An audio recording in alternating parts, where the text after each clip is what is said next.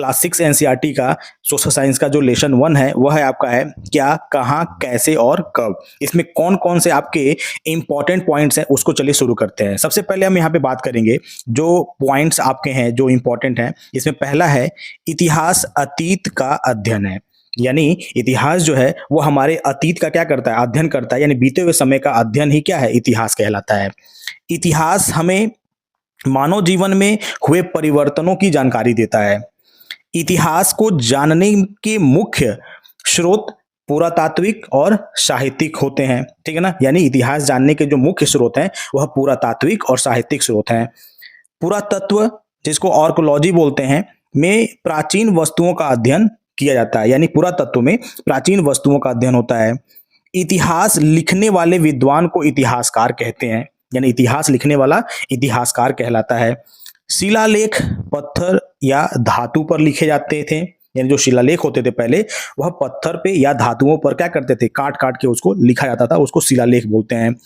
पांडुलिपियां जो होती थी वो हाथ से लिखी जाती थी और ये हमेशा ताड़पत्रों पे या भोजपत्रों पे लिखी जाती थी, ठीक है ना। बाद में यह कागजों पे भी लिखा जाना शुरू हो गया, लेकिन पांडुलिपि पहले शुरू में ताड़पत्रों पे और भोजपत्रों पे लिखी जाती थी। भारत का नाम भरत जन से जुड़ा माना जाता है और प्राचीन काल में जम्बू द्वीप भी कहा गया, यानी भारत जो है वह भरत जन से मतलब जुड़ा हुआ है और प्राचीन काल में भारत का जो नाम था वो जम्बू द्वीप भी था।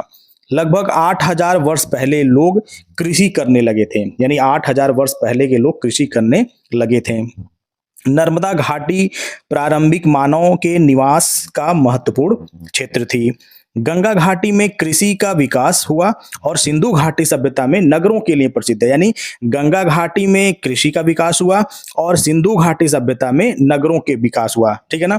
और लगभग 2500 वर्ष पहले महाजनपदों का विकास हुआ और इतिहास में जो आपका वीसी है, जिसको ईसा पूर्व कहते हैं, और जो एडी आपका जिसको ईसवी कहते हैं, का प्रयोग समय बताने के लिए किया जाता है, यानी ईसा पूर्व वीसी के लिए प्रयोग होता है और एडी जो है वो ईसवी के लिए प्रयोग किया जाता है और यह इतिहास के समय को बताने के लिए क्या है, उपयोग किया जाता है, ठीक है ना। चलिए अब इसमें कुछ आपके फैक्ट हैं उसको देख लेते हैं, ठीक है ना। फैक्ट क्या है, पहला फैक्ट देखिए ये कि इतिहास क्या है, इतिहास अतीत का अध्ययन है। पुरातत्व क्या है, प्राचीन वस्तुओं का अध्ययन है। शिलालेख क्या है, पत्थर और धातु पर लेख लिखने को शिलालेख बोलते हैं। पांडुलिपि हाथ से लिखा हुआ ग्रंथ पांडुलिपि कहलाता है। नर्मदा घाटी प्रारंभिक मानव का मतलब वहां पे बसा हुआ। सिंधु घाटी प्रथम नगर सभ्यता बसी और गंगा घाटी कृषि विकास, यानी गंगा घाटी में कृषि का विकास हुआ। और यहाँ पर कुछ रिवीजन टाइप का यहाँ पे दिया हुआ है, यहाँ पे दिया ना पू शी पा नर सिंह, यानी पू से पुरातत्व और आपका सी से शिलालेख, पा से पांडुलिपि, नर से नर्मदा, सिंह से सिंधु सभ्यता और गौ से गंगा नदी, ठीक है ना। तो ये आपके लेसन 1 का इंपॉर्टेंट कर सकते हैं कि ये आपके कुछ पॉइंट्स थे जिसको एग्जाम में हर साल आते रहते हैं 1-2 क्वेश्चंस। अभी आपको 2 से लेकर के 11 तक भी है, उसमें से भी आप पूरा देख लेंगे तो आपका एक कह सकते हैं कि बहुत सारे डाउट्स क्लियर हो जाएंगे। इसके बाद लेसन 7 भी आपको मिलेगा, फिर लेसन 8 भी ऐसे ही आपको वीडियो मिल जाएगा, ठीक है ना। चलिए आगे बढ़ते हैं।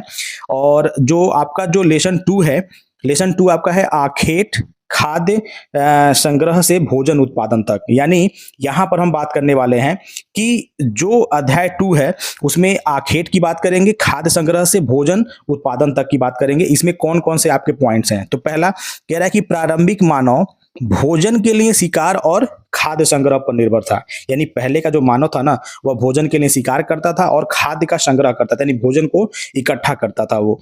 लगभग 12000 वर्ष पहले जलवायु में परिवर्तन हुआ और 10,000 वर्ष पहले खेती शुरू हुई, ठीक है ना। यह क्वेश्चन ऐसे भी है कि जलवायु परिवर्तन आज से 12000 साल पहले और खेती की शुरुआत 10,000 साल पहले हुई।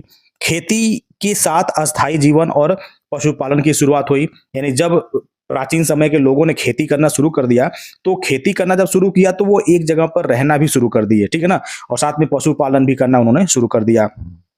सबसे पहले उन्होंने कुत्ते को पालतू बनाया, ठीक है ना। अगर आपसे क्वेश्चन आपसे पूछा जाता है कि सबसे पहले मतलब प्राचीन समय में सबसे पहले जो आदि मानव थे चाहे फिर जो प्राचीन जो लोग थे उन्होंने किसको मतलब उन्होंने पालतू बनाया, तो गाय भी थे उसमें, यानी सबसे पहले कह सकते हैं कि कुत्ते को पालतू बनाया गया, बाद में गाय भेड़ और बकरी मतलब बैल पाले गए, ठीक है ना। यानी पालतू जानवरों में सबसे पहले कुत्ता ही आता है, बाद में उन्होंने गाय भेड़ बकरी और बैल भी पाले थे। खेती के कारण गांव का विकास हुआ और लोग अनाज का भंडारण करने लगे, ठीक है ना। पत्थर के औजार का उपयोग खेती और शिकार दोनों में होता था। मेहरगढ़ प्रारंभिक कृषि का महत्वपूर्ण स्थल है जो वर्तमान बलूचिस्तान यानी पाकिस्तान में स्थित है। गेहूं और जौ प्रारंभिक प्रमुख फसलें थीं, ठीक है ना। सबसे पहले गेहूं और जो जौ था उस समय का प्रारंभिक फसलों में से एक था। कृषि से भोजन की नियमित उपलब्धता हुई जिससे सभ्यताओं के विकास में कह सकते हैं कि मार्ग प्रशस्त हुआ, यानी सभ्यता का विकास हुआ। भोजन उत्पादन मानव इतिहास का एक महत्वपूर्ण मोड़ था।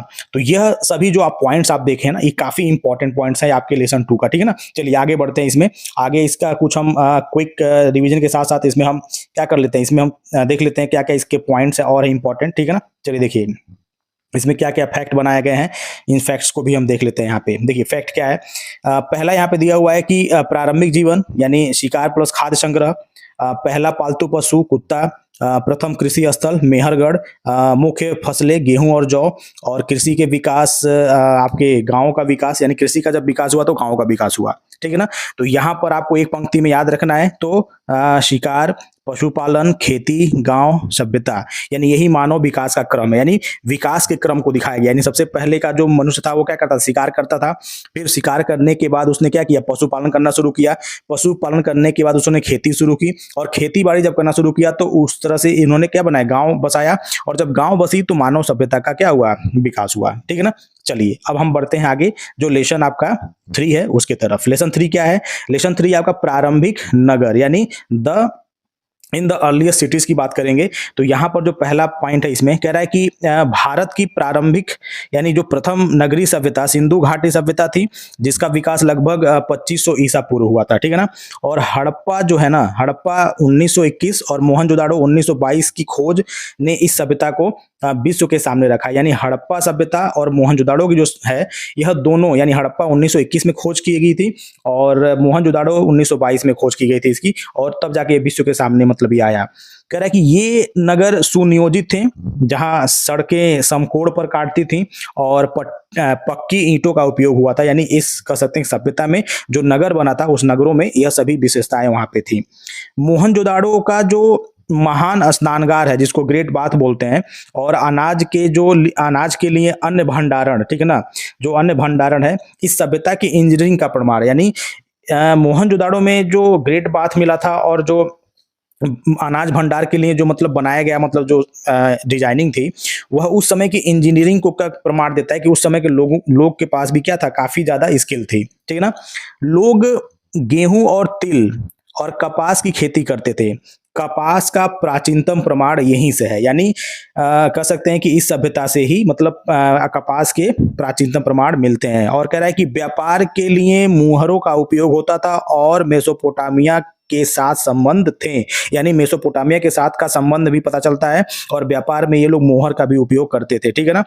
ठीक है, अब देखिए कह रहा है कि सिंधु जो है ना, सिंधु लिपि आज भी अपठित यानी पढ़ा नहीं जा सका है। यानी कहा जाए तो आज भी सिंधु लिपि को पढ़ा नहीं जा सका है, ठीक है ना। यह भी एक बहुत ही इंपॉर्टेंट है, जानने योग्य बात है कि आज भी उसको पढ़ा नहीं जा सका है। चलिए कुछ इंपॉर्टेंट देख लीजिए सीटेट के क्या कहते हैं नजर से। तो कह रहा है कि प्रथम नगर सभ्यता, तो प्रथम नगर सभ्यता आपका सिंधु घाटी सभ्यता है। महान स्नान घर आपको कहाँ था, मोहनजोदाड़ो में था। प्रमुख नगर आपका हड़प्पा है। मोहनजोदाड़ो आपका लोथल, धौलावीरा, कालीबंगन है। और प्रमुख फसल में आपका गेहूं और जौ, कपास, ठीक है ना। और लिपि की बात करें तो लिपि अपठित है, यानी आपका जो सिंधु घाटी सभ्यता है या फिर हड़प्पा सभ्यता है या फिर मोहनजोदाड़ो सभ्यता है, इसकी लिपि को अभी तक पढ़ा जा नहीं सका है, ठीक है ना। चलिए कुछ इंपॉर्टेंट देख लीजिए यहाँ पे। भारत की प्रथम नगरीय सभ्यता कौन सी है, तो सिंधु घाटी सभ्यता है। महान स्नान घर कहाँ मिला, मोहनजोदाड़ो में मिला। कपास का सबसे प्राचीन प्रमाण कहाँ मिलता है, तो सिंधु घाटी सभ्यता में मिलता है। और हड़प्पा की खोज किस वर्ष में हुई थी, तो 1921 में, यानी हड़प्पा की खोज हुई थी 1921 में, ठीक है ना। ये इंपॉर्टेंट थे। चलिए अब नेक्स्ट हम बात करेंगे यहाँ पर जो लेसन 4 आपका है, और वह है आपका वेद जनपद, और क्या है आपका वेद जनपद और महाजनपद। यानी वेद जनपद और महाजनपद की अगर हम बात करें यहाँ पे, तो कौन कौन से इसमें इंपॉर्टेंट्स आपके होंगे, चलिए इसको देखते हैं। सबसे पहले हम बात करेंगे यहाँ पे ऋग्वेद की। तो ऋग्वेद जो है ना सबसे प्राचीन वेद है, और जिसकी रचना वैदिक संस्कृति में हुई है। और कुल 4 वेद हैं, ऋग्वेद, सामवेद, यजुर्वेद और अथर्ववेद। यानी सबसे प्राचीन वेद इसमें से आपका ऋग्वेद है, ठीक है ना। 4 वेदों में से सबसे पुराना अगर कोई है तो आपका ऋग्वेद है, फिर उसके बाद सामवेद, यजुर्वेद और फिर अथर्ववेद है। प्रारंभिक वैदिक काल में पशुपालन मुख्य व्यवसाय था, और जबकि बाद में कृषि का महत्व बढ़ा। यानी प्रारंभिक वैदिक काल में क्या था ना, यानी प्रारंभिक वैदिक काल में हम बात करेंगे तो पशुपालन मुख्य था, लेकिन बाद में कृषि का भी महत्व क्या हो गया, बढ़ गया था। जन जो शब्द है वो लोगों के समूह को कहते हैं, और जनपद और फिर लगभग 600 ईसा पूर्व 16 महाजनपदों का क्या हुआ, उदय हुआ। मगध सबसे शक्तिशाली जनपद, महाजनपद मतलब बन करके उभरा था, और जिसकी प्रारंभिक राजधानी राजगिरी था और बाद में पाटलिपुत्र कर दिया गया था। पाटलिपुत्र जो कि जिसका वर्तमान नाम आपका पटना है। गंगा के मैदान की जो उपजाऊ भूमि और लोहे के औजारों ने खेती और आर्थिक विकास को क्या की थी, गति दी थी। कर यानी टैक्स की बात करें तो टैक्स प्रणाली यानी कर प्रणाली और राजाओं का उदय राज्य व्यवस्था के प्रमुख स्तंभ कह सकते हैं कि थे उस समय में, ठीक है। चलिए अब कुछ इंपॉर्टेंट इसमें पॉइंट्स हैं उसको देख लीजिए। इंपॉर्टेंट पॉइंट्स में आपका पहला है कि सबसे प्राचीन वेद आपका ऋग्वेद है, कुल वेद आपके 4 हैं, महाजनपद आपके 16 हैं, सबसे शक्तिशाली महाजनपद आपका मगध है, और प्रारंभिक राजधानी मगध की आपके क्या थी, राजगिरी थी, और बाद में राजधानी क्या बनी, पाटलिपुत्र, और प्रमुख व्यवसाय क्या था उनका, पशुपालन, ठीक है ना। अब यहाँ पर कुछ सीटेट रिवीजन ट्रिक्स में आपका दिया है 4, 16 मगध, राजपाट, तो इसको अगर क्रम से देखेंगे तो री का मतलब ऋग्वेद, 4 का मतलब 4 वेद, और आपका 16 मतलब 16 यानी 16 महाजनपद, मगध सबसे शक्तिशाली राज्य, और राज मतलब राजगिरी, पाट यानी पाटलिपुत्र, ठीक है ना। चलिए, और यहाँ पर दिया हुआ है कि सबसे प्राचीन वेद कौन सा है, तो सबसे प्राचीन वेद आपका ऋग्वेद है, ठीक है ना। सबसे प्राचीन वेद आपका ऋग्वेद है, और उसके बाद आपका दिया हुआ है कि कुल कितने महाजनपद थे, तो 16 महाजनपद। सबसे शक्तिशाली कौन था, तो मगध था, और मगध की पहली राजधानी आपका राजगिरी था, बाद में आपका पाटलिपुत्र हुआ, ठीक है ना। क्लियर है, काफी इंपॉर्टेंट है। एक ही चीज को कई तरीके से ये बता रहा है कि जिससे कि आपको लर्न करने में कहीं से कोई मतलब परेशानी ना हो आपको, ठीक है ना। चलिए अगला लेसन आपका 5 है। 5 लेसन क्या है आपका, 5 लेसन है राज्य, राजा और एक प्राचीन राजगढ़ मतलब गणराज्य, ठीक है ना।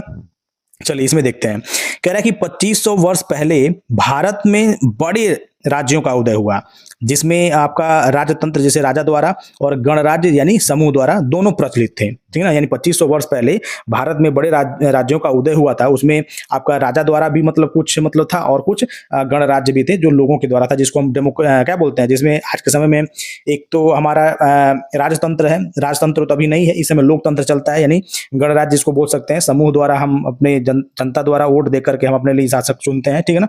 तो उस समय वो व्यवस्थाएं थी, उस समय भी थी। राजा का मुख्य कार्य प्रजा की रक्षा करना, जिसके लिए वह क्या करता था, वो टैक्स वसूलता था। मतलब राजा प्रजा की रक्षा करता था, लेकिन उसके लिए वो क्या करता था, प्रजा से ही वो टैक्स वसूलता था। सेना में पैदल सैनिक, घुड़सवार, रथ और हाथी भी क्या थे, शामिल थे। वज्र जिसको हम वृज भी बोलते हैं, वज्र संघ प्राचीन भारत का सबसे प्रसिद्ध गणराज्य था, जिसकी राजधानी वैशाली थी, ठीक है ना। और लिच्छवी वज्र संघ का प्रमुख गण था। यहाँ निर्णय सभा में मिलकर लिए जाते थे, ठीक है ना। ये सब इंपॉर्टेंट है, देख लीजिएगा। बौद्ध धर्म और जैन धर्म के जैसे बौद्ध धर्म और जैन ग्रंथों में गणराज्यों की विस्तृत कह सकते हैं कि जानकारी मिलती है, ठीक है ना। चलिए नेक्स्ट देखिए इसमें क्या है इंपॉर्टेंट। नेक्स्ट अब यहाँ पे बताएगा थोड़ा थोड़ा आपको निकाल के, कह रहा है कि सीटेड इंपॉर्टेंट फैक्ट में शासन व्यवस्था जिसको बोलते हैं राजतंत्र गणराज्य, प्रमुख गणराज्य आपका वज्जी संघ है, प्रमुख गण आपका लिच्छवी है, राजधानी वैशाली, और राजा का कार्य सुरक्षा और प्रशासन को बढ़िया से चलाना, ठीक है ना। और कुछ ट्रिक्स भी इसमें दिया हुआ है, ब्रज से वैशाली और लिच्छवी की रखवाली, ठीक है ना, ये आपका ट्रिक है। तो जैसे वज्र मतलब गणराज्य, वैशाली मतलब राजधानी, और लिच्छवी का मतलब होता है प्रमुख गण, ठीक है ना। चलिए अभी इंपॉर्टेंट में क्या है, कह रहा है कि प्राचीन भारत का प्रसिद्ध गणराज्य कौन सा था, तो वज्र संघ था, ठीक है ना। और वज्र की राजधानी कहाँ थी, तो वैशाली थी। और वज्र संघ का प्रमुख गण कौन था, तो लिच्छवी था। और राजा की आय का प्रमुख स्रोत क्या था, टैक्स था, ठीक है ना। ये इंपॉर्टेंट कुछ फैक्ट है इसमें। चलिए अब यहाँ पे हम बात करेंगे 6 की बात करेंगे, और 6 लेसन क्या है आपका, 6 लेसन आपका है नए प्रश्न और विचार, यानी बौद्ध एवं जैन धर्म। यानी बौद्ध धर्म और जैन धर्म से हर साल क्वेश्चंस आते रहते हैं, तो यहाँ पे आप देखिए पहला दिया है, कह रहा है कि महावीर स्वामी जैन धर्म के 24वें तीर्थकर थे, जिनका जन्म कुंडग्राम में हुआ था, ठीक है ना। उन्होंने 12 वर्ष की तपस्या के बाद ज्ञान प्राप्त किया और अहिंसा को प्रमुख सिद्धांत बताया, ठीक है ना। और वहीं पर अगर हम गौतम बुद्ध की बात करें, ठीक है ना, अगर हम गौतम बुद्ध की अगर बात करें तो गौतम बुद्ध का जन्म लुम्बिनी में हुआ। उन्होंने बोध गया में ज्ञान प्राप्त किया, सारनाथ में अपना पहला उपदेश दिया और धर्म चक्र परिवर्तन और कुशीनगर में परिनिर्वाण प्राप्त किया। यानी कहने का मतलब यह है कि सारनाथ में उन्हें धर्म चक्र परिवर्तन यानी पहला उपदेश उन्होंने सारनाथ में दिया था। ज्ञान की प्राप्ति उन्हें बिहार के बोध गया में हुआ था, पीपल के वृक्ष के नीचे वह मेडिटेशन करके उन्होंने प्राप्त किया था। और अंतिम समय में वह कुशीनगर में आए थे और कुशीनगर में इनकी क्या हुई थी, देहांत हुई थी, ठीक है ना। जैन धर्म के त्रिरत्न है, जिसमें पहला आपका सम्यक दर्शन, सम्यक ज्ञान और सम्यक चरित्र है। जबकि बौद्ध धर्म में आपका मध्यम मार्ग और अष्टांगिक मार्ग पर बल दिया गया है, ठीक है ना। अष्टांगिक मार्ग और मध्यम मार्ग दिए हैं, जिसमें बौद्ध ने 4 आर्य सत्यों के बारे में बताया है और 4 आर्य सत्यों के बाद उन्होंने अष्टांगिक मार्गों को बताया है, जिसपे चल करके मनुष्य अपने जीवन से कह सकते हैं कि दुखों का निवारण कर सकता है। ये महात्मा बुद्ध ने अपने इसमें बताए हुए हैं, ठीक है ना। चलिए कुछ फैक्ट देख लीजिए इसमें। क्या है, महावीर जो थे वो क्या थे, 24वें तीर्थकर थे, ठीक है ना। महावीर जो थे वो 24वें तीर्थकर थे। और बात करेंगे यहाँ पे जन्म उनका कुंडाग्राम में हुआ था और ये अहिंसा के मतलब सिद्धांत पे चलते थे। वहीं पे गौतम बुद्ध जो थे उनका जन्म लुम्बिनी, ठीक है ना, ज्ञान बोध गया में, और प्रथम उपदेश उन्होंने सारनाथ में, और महापरिनिर्वाण उनको मिला था कुशीनगर में। यानी महावीर जो थे वो 24वें तीर्थकर थे, उनका जन्म कुंडग्राम में हुआ था, ठीक है ना, और ये अहिंसा के सिद्धांत पर चलते थे। गौतम बुद्ध लुम्बिनी में जन्म हुआ था, बोध गया में उन्हें ज्ञान मिली थी और सारनाथ में उन्होंने अपना पहला उपदेश दिया था और कुशीनगर में इनकी क्या हुई थी, मृत्यु हुई थी।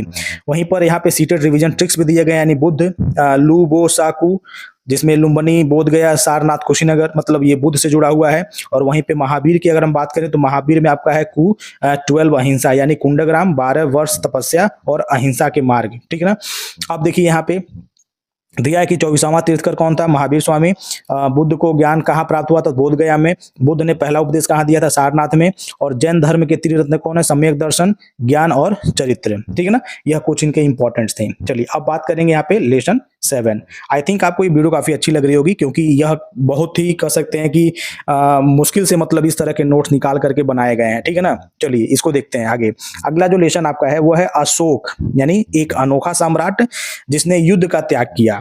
तो यह एक लेसन है, ठीक है ना, 7 लेसन है। उसमें क्या है चलिए देखते हैं। कह रहा है कि अशोक मौर्य वंश का सबसे प्रसिद्ध शासक था, जो सम्राट बिंदुसार का पुत्र था, ठीक है ना। और मौर्य साम्राज्य की राजधानी पाटलिपुत्र थी और इसकी स्थापना चंद्रगुप्त मौर्य ने की थी। कलिंग का जो युद्ध था वो 261 ईसा पूर्व के बाद हुई भारी जनहानि को देखकर अशोक ने युद्ध नीति त्याग कर धम्म की नीति अपनाई थी। देखिए जो अशोक के लाइफ का जो टर्निंग पॉइंट था वह कलिंग युद्ध माना जाता है।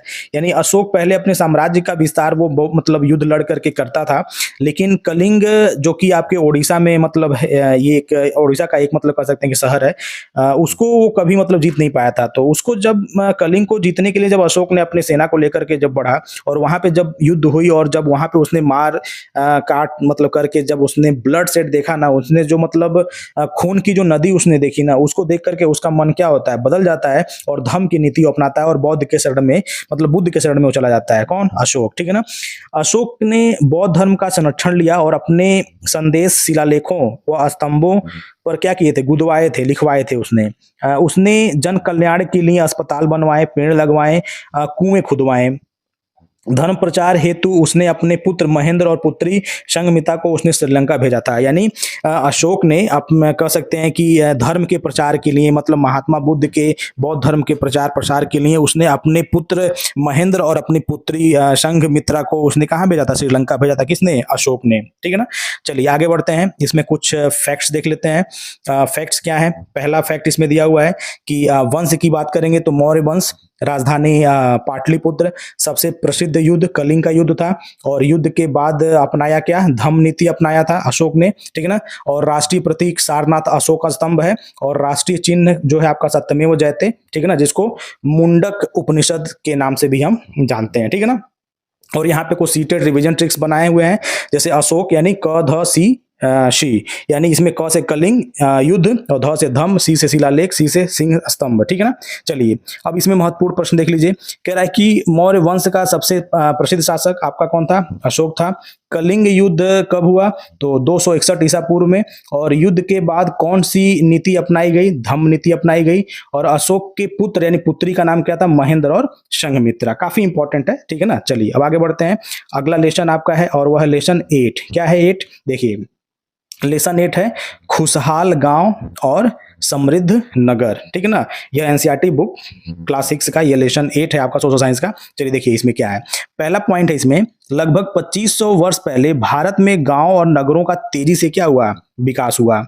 गांव का जो मुख्य व्यवसाय कृषि था, जहां लोहे के औजारों के उपयोग से उत्पादन क्या हुआ था? बढ़ा था।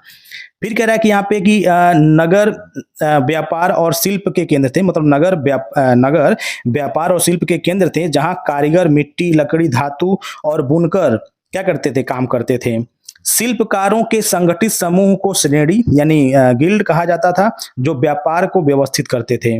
व्यापार को सुगम बनाने के लिए पंच चिन्हित सिक्के, ठीक है ना, यानी पंच मार्क कॉइन का उपयोग होता था। और कह रहा है कि यहाँ पे अरिका मेडू दक्षिण भारत का प्रथम कह सकते हैं कि महत्वपूर्ण व्यापारिक केंद्र था, जिसके व्यापारिक संबंध रोमन साम्राज्य से भी क्या थे?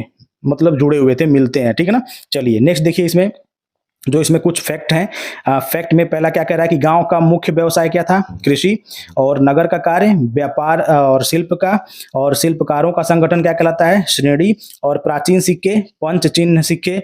और महत्वपूर्ण केंद्र अरिका मेडू, ठीक है ना। महत्वपूर्ण प्रश्न देख लीजिए। कह रहा है कि गांव का जो मुख्य व्यवसाय क्या था? कृषि। शिल्पकारों के संगठन को क्या कहते थे? श्रेणी। और सबसे प्राचीन सिक्के कौन थे? पंच चिन्हित सिक्के। और दक्षिण भारत का सबसे प्रसिद्ध व्यापारिक केंद्र कौन था? अरिका मेडू, ठीक है ना। चलिए अब इसके बाद हम बात करेंगे यहाँ पे लेसन 9 का। लेसन 9 क्या है? व्यापार। क्या है लेसन 9?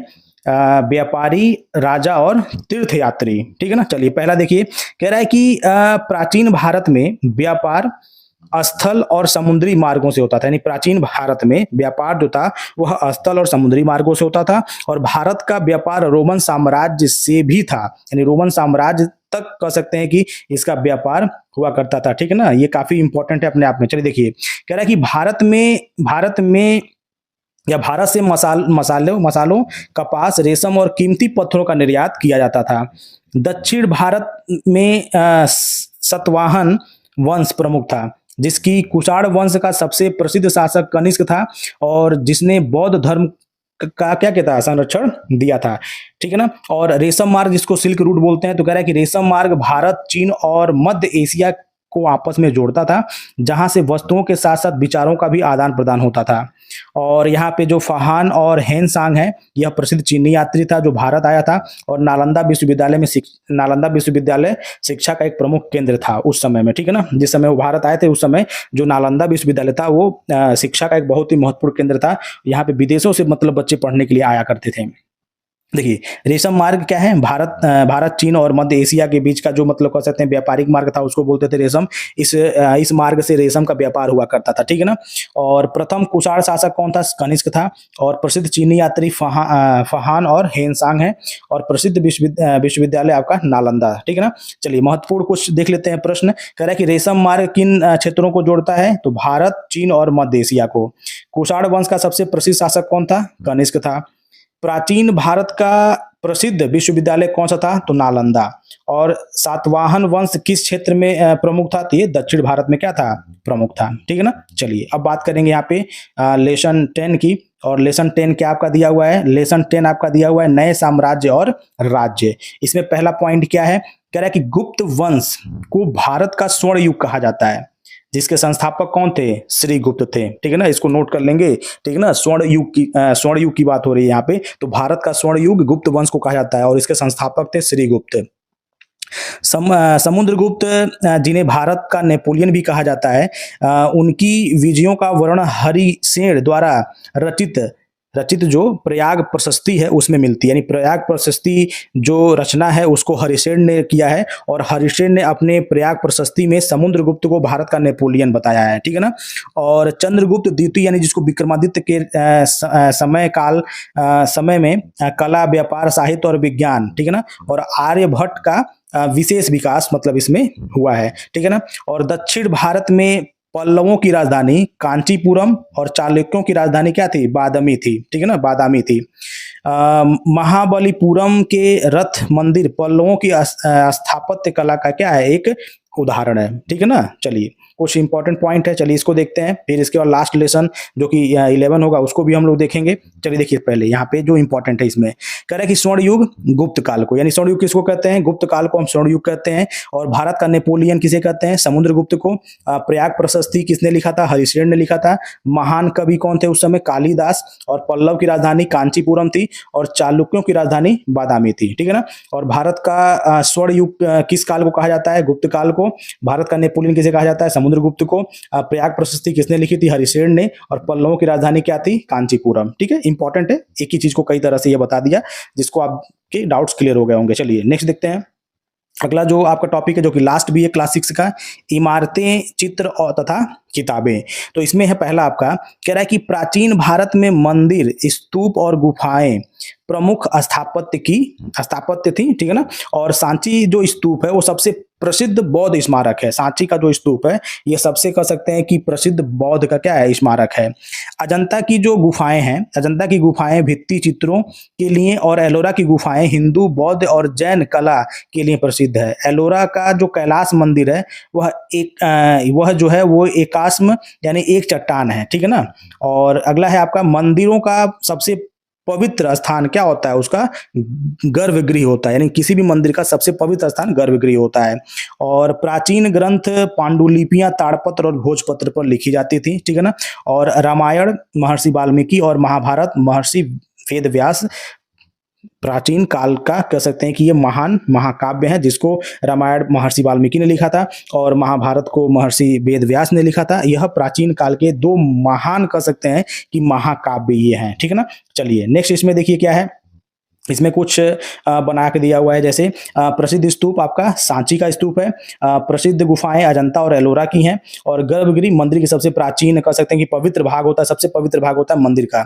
महाकाव्य में आपका रामायण जो कि वाल्मीकि ने लिखा था और महाभारत जिसको वेद व्यास जी ने लिखा था, ठीक है ना। चलिए अब यहाँ पे बात करेंगे, यहाँ पे कुछ इंपॉर्टेंट्स देखिए क्या है। यहाँ पे कह रहा है कि कुछ महत्वपूर्ण यहाँ पे सीटेट के प्रश्न है। जैसे भारत की जो प्रसिद्ध बौद्ध स्तूप है वो कहाँ पे है? सांची में है। अजंता का जो गुफाएं हैं वो प्रसिद्ध है भित्ति चित्र के लिए। एलोरा की जो प्रसिद्ध मंदिर है वो कैलाश मंदिर है। और रामायण के रचयिता महर्षि वाल्मीकि हैं, ठीक है ना। तो क्लास 6 से इतिहास का ये पूरा का पूरा कह सकते हैं कि ये आपको पूरा ये कह सकते हैं कि लेसन 1 से लेकर 11 तक का ये पूरा एक शॉर्ट मतलब कह सकते हैं रिविजन था और इंपॉर्टेंट भी था। और यहाँ पर कुछ दिया हुआ है क्लास 6 का इतिहास का संपूर्ण मतलब सुपर रिविजन में क्या है आपका देखिए। कह रहा है कि सिंधु घाटी ये प्रथम नगरी सभ्यता थी। और ऋग्वेद सबसे प्राचीन वेद है। 16 महाजनपद मगध की सबसे शक्तिशाली कह सकते हैं कि राज्य में से। और महावीर 24वें तीर्थंकर थे। बुद्ध का जन्म लुम्बिनी में हुआ था। बोध गया में ज्ञान मिली थी। सारनाथ में उन्होंने उपदेश दिया था। कुशीनगर में उनकी मृत्यु हुई थी। अशोक ने कलिंग का युद्ध लड़ा था और धम्म नीति को अपनाया था उसने। गुप्त काल को स्वर्ण युग कहा जाता है और समुद्रगुप्त को नेपोलियन कहा जाता है भारत का। और कालिदास और आर्यभट्ट और ये लोग ठीक है ना उस समय के प्रसिद्ध थे। और स्थापत्य की बात करेंगे तो सांची का स्तूप और अजंता चित्र और एलोरा की जो कैलाश मंदिर है, ठीक है ना। लेसन 1 क्या है आपका? लेसन 1 जो है यहाँ पे ना देखिए क्या दिया हुआ। लेसन 1 दिया है कि हजारों वर्षों के दौरान हुए परिवर्तन, यानी यहाँ पर हम हजारों वर्षों के दौरान हुए परिवर्तन को हम यहाँ पे देखेंगे, ठीक है ना। तो इसमें से कौन कौन से आपके इंपॉर्टेंट हैं यहाँ पे 1 लाइनर नोट्स, आइए इसको सबसे पहले हम देखते हैं, फिर इसके कुछ ट्रिक्स भी हम देखेंगे, ठीक है ना। चलिए सबसे पहले बात करते हैं जो पहला यहाँ पे दिया हुआ है। कह रहा है कि इतिहास समय को अलग अलग कालखंडों में बांटकर अध्ययन करते हैं। यानी इतिहास जो है ना वह समय को क्या करता है? अलग अलग कालखंडों में बांट देता है, फिर उसके बाद उसका अध्ययन करता है। दूसरा आपका इसमें है कह रहा है कि लगभग 700 ईस्वी से 1750 ईस्वी के बीच भारत में अनेक महत्वपूर्ण परिवर्तन हुए थे, ठीक है ना। और कह रहा है कि इस काल में नए राज्यों और राजवंशों का उदय हुआ, ठीक है ना। यानी 700 से लेकर के 1750 ईस्वी के बीच में नए राज्यों और राजवंशों का क्या हुआ? उदय हुआ। और कह रहा है कि इस अवधि में कृषि, व्यापार और नगरों का विकास हुआ। फिर इसी में यहाँ पर इंपॉर्टेंट है, कह रहा है कि फारसी, जिसको हम पर्शियन बोलते हैं, प्रशासन की प्रमुख भाषा बन गई। यानी उस समय जब 700 से लेकर के 1750 के बीच की अगर हम बात करेंगे, तो नए राज्यों राजवंशों का जब उदय हुआ, तो उस समय कृषि, व्यापार और नगरों का विकास हुआ। तो उस समय में जो भाषा सबसे कह सकते हैं कि प्रमुख थी, वह भाषा आपकी फारसी थी, पर्शियन लैंग्वेज थी, जो कि काफी इंपॉर्टेंट लैंग्वेज उस समय की थी, ठीक है ना। संस्कृत का प्रयोग मुख्यतः धार्मिक और विद्वत कार्यों में होता था। यानी संस्कृत शब्द भी था उस समय, लेकिन संस्कृत शब्द का जो प्रयोग था वह केवल धार्मिक कामों में ही किया जाता था, ठीक है ना।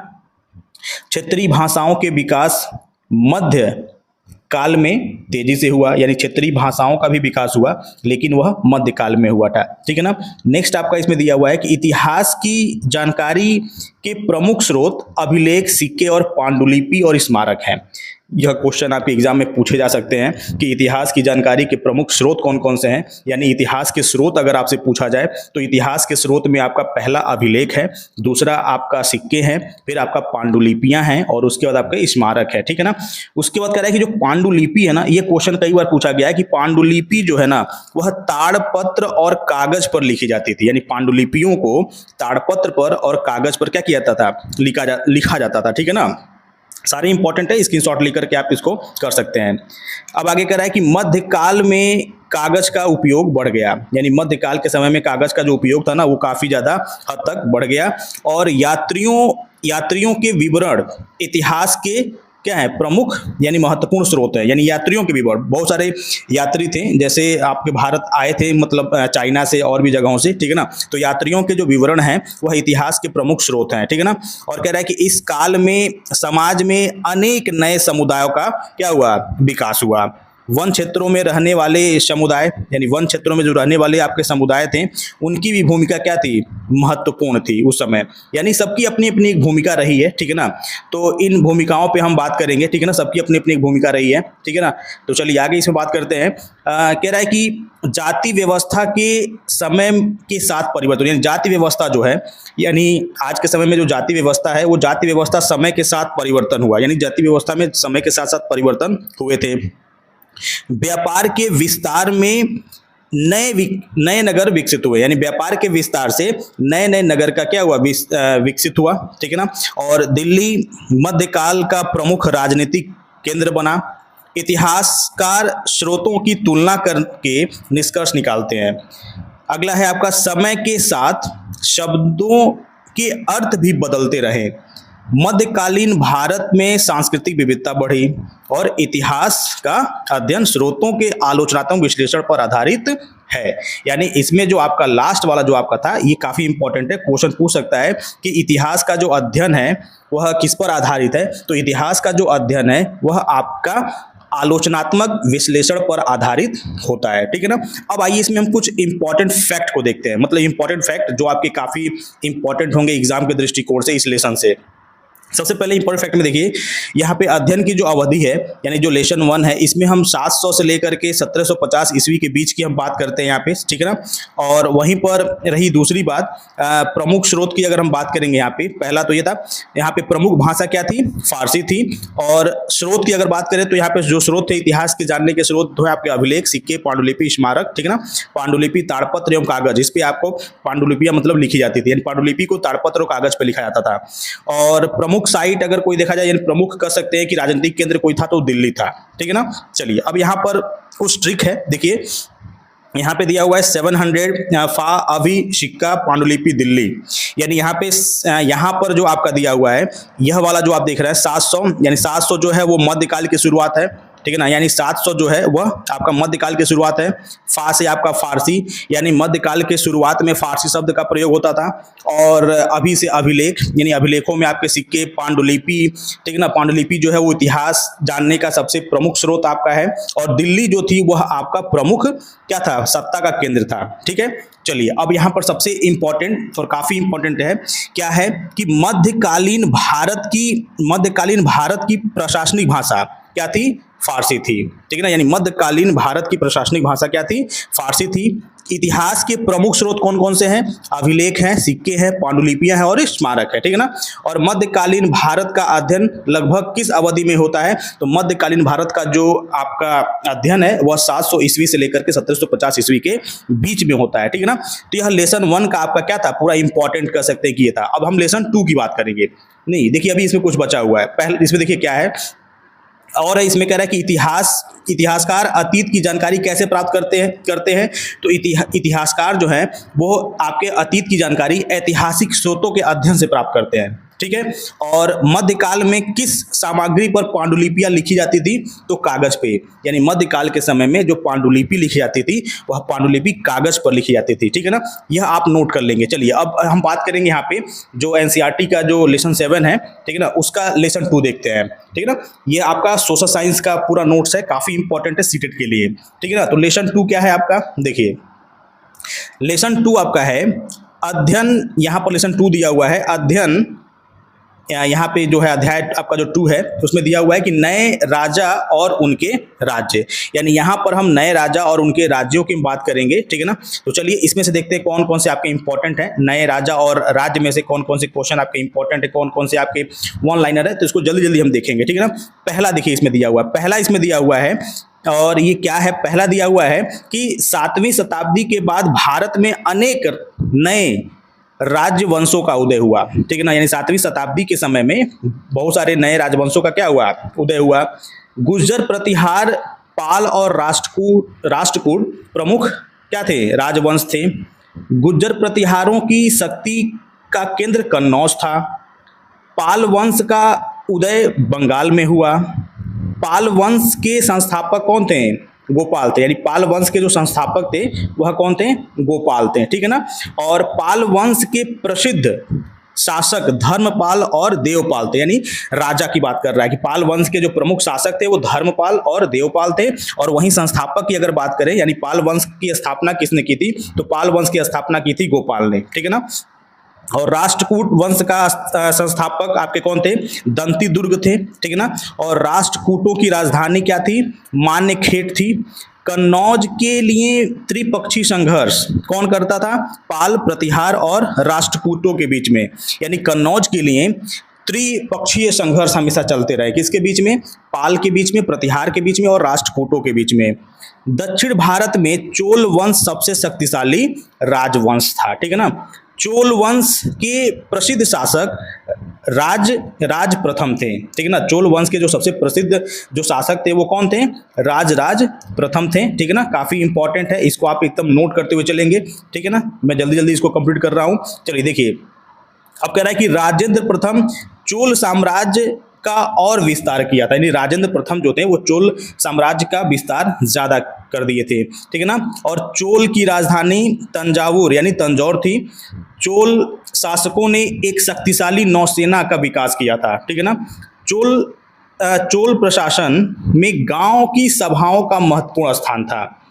बृहदेश्वर मंदिर का निर्माण राज प्रथम ने तंजावुर में करवाया था। ये सभी इंपॉर्टेंट क्वेश्चन आपके हैं। चोल काल में सिंचाई व्यवस्था का विशेष विकास हुआ था। मंदिर धार्मिक ही नहीं सामाजिक और आर्थिक केंद्र भी थे। अभिलेखों में चोल प्रशासन की विस्तृत जानकारी मिलती है और मध्यकाल में क्षेत्रीय राज्यों के विकास में भारतीय संस्कृति क्या है, सबसे ज्यादा समृद्ध है। तो यह जो आपकी मतलब कह सकते हैं कि वन लाइनर थे, काफी इंपॉर्टेंट थे। अब इसमें से कुछ फैक्ट देखते हैं और कुछ ट्रिक देखते हैं। सबसे पहला क्या यहाँ पे दिया हुआ है, पहला दिया है कि पाल वंश के संस्थापक कौन थे, तो पाल वंश के संस्थापक थे आपके गोपाल। दूसरा आपका दिया हुआ है कि राष्ट्रकूट वंश के संस्थापक कौन थे, तो दंती दुर्ग थे। त्रिपक्षीय संघर्ष किसके बीच में था, तो पाल, प्रतिहार और राष्ट्रकूट के बीच में था। चोल की राजधानी कहाँ थी, तंजावुर थी। और प्रसिद्ध चोल शासक कौन थे, राज प्रथम और राजेंद्र प्रथम। और बृहदेश्वर मंदिर कहाँ पे है, तो तंजावुर में है, ठीक है ना। चलिए अब यहाँ पे जो शॉर्ट ट्रिक बनाया हुआ है कि गो ध दन त्रि राज तंजा, यानी गो से गोपाल, ध से धर्मपाल और दन से दंती दुर्ग, त्रि से त्रिपक्षीय संघर्ष, राज से राज प्रथम और तंजा से तंजावुर, यानी इस लेसन का ये मतलब कह सकते हैं कि पूरा एक निचोड़ है ये, ठीक है ना। आइए अब कुछ क्वेश्चंस देखते हैं यहाँ पे इस लेसन से जो आपके बनाए गए हैं और वह कौन कौन से हैं। देखिए पहला है पाल वंश के संस्थापक आपके कौन थे, गोपाल थे। राष्ट्रकूट के संस्थापक दंतीदुर्ग। कन्नौज के लिए त्रिपक्षीय संघर्ष कौन करता था, तो पाल, गुज्जर, प्रतिहार और राष्ट्रकूट, यानी इनके बीच में होता था। चोल वंश की राजधानी तंजावुर थी और बृहदेश्वर मंदिर का निर्माण किसने करवाया था, राजा राज प्रथम ने करवाया था। और चोल प्रशासन की राजधानी का प्रमुख स्रोत क्या है, तो अभिलेख है। तो यह आपका लेसन 2 था, यानी लेसन 2 से यह आपके कुछ इंपॉर्टेंट क्या थे, आपके नोट्स थे और वन लाइनर आपके कह सकते हैं कि यह नोट्स और कुछ ट्रिक्स थे, ठीक है ना। चलिए अब हम बात करेंगे यहाँ पे लेसन 3 का। लेसन 3 क्या है आपका, लेसन 3 है दिल्ली के सुल्तान, यानी यहाँ पे बात करेंगे तो दिल्ली सल्तनत की बात करेंगे। तो दिल्ली सल्तनत से कौन कौन से आपके वन लाइनर है, चलिए इसको देखते हैं, फिर इसके इंपॉर्टेंट क्वेश्चन देखेंगे। देखिए पहला, दिल्ली सल्तनत की स्थापना कब हुई थी, 1206 में हुई थी, यानी 1206 ईस्वी में आपके दिल्ली सल्तनत की स्थापना हुई थी। इसको आप नोट कर लेंगे।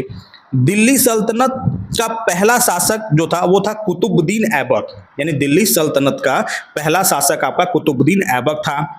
कुतुबुद्दीन ऐबक गुलाम वंश का संस्थापक था, यह भी इंपॉर्टेंट है, सब इंपॉर्टेंट इसमें सब है, ठीक है ना। देखिए दिल्ली सल्तनत के कुल 5 वंशों ने, दिल्ली सल्तनत में कुल 5 वंशों ने शासन किया था। अब कौन कौन से 5 वंश थे, तो देखिए 5 वंशों में पहला गुलाम, खिलजी, तुगलक, सैयद और लोदी, यानी ये 5 वंश जो थे ना वो दिल्ली सल्तनत के क्या है, कह सकते हैं कि शासन करने वाले हैं। इल्तुतमिश ने दिल्ली सल्तनत को मजबूत बनाया। किसने, इल्तुतमिश ने क्या किया था, दिल्ली सल्तनत को काफी मजबूत बनाया था।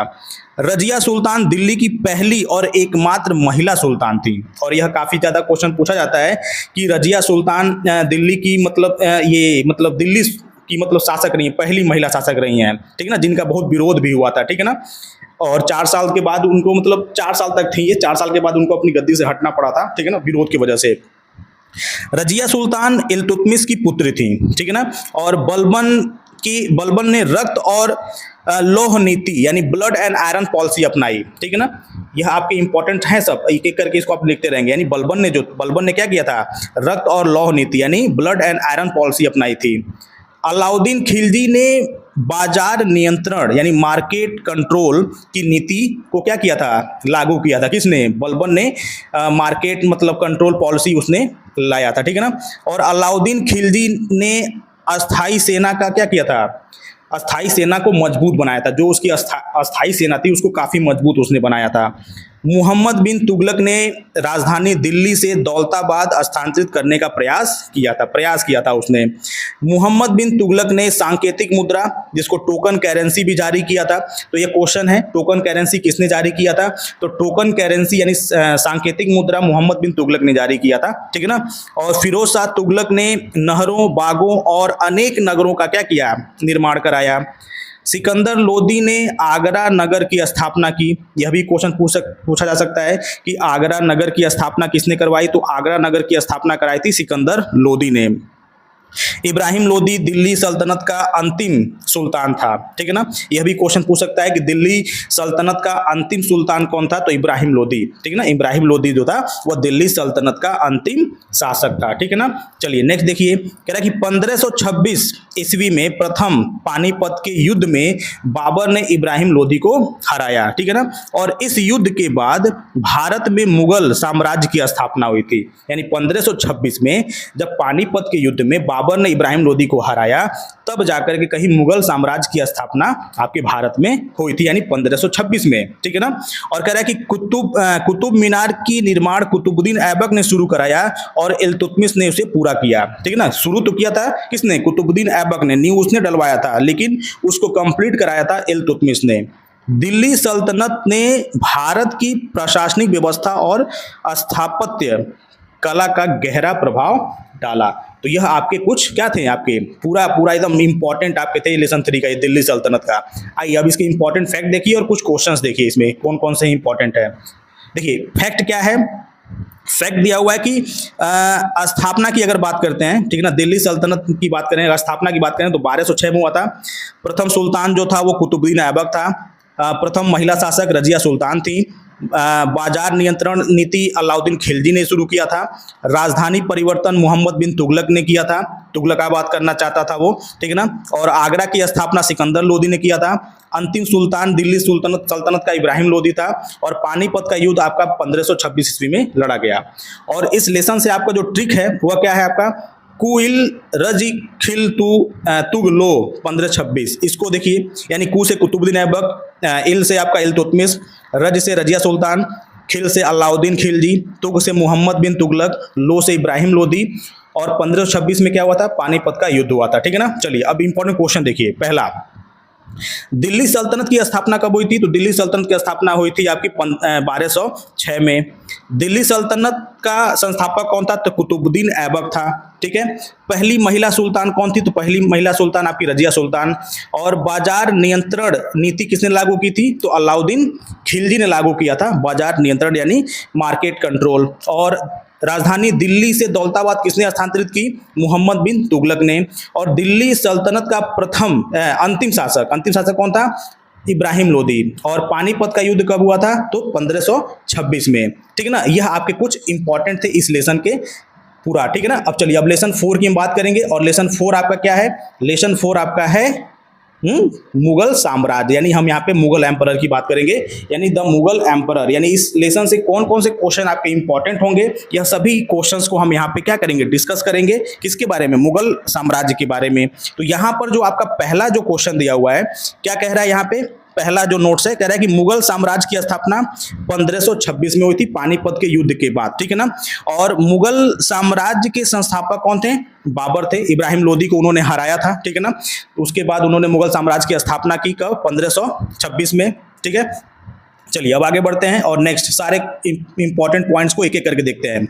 बाबर ने प्रथम पानीपत युद्ध 1526 में इब्राहिम लोदी को हराया था। और बाबर के बाद हुमायूं मुगल सम्राट बने।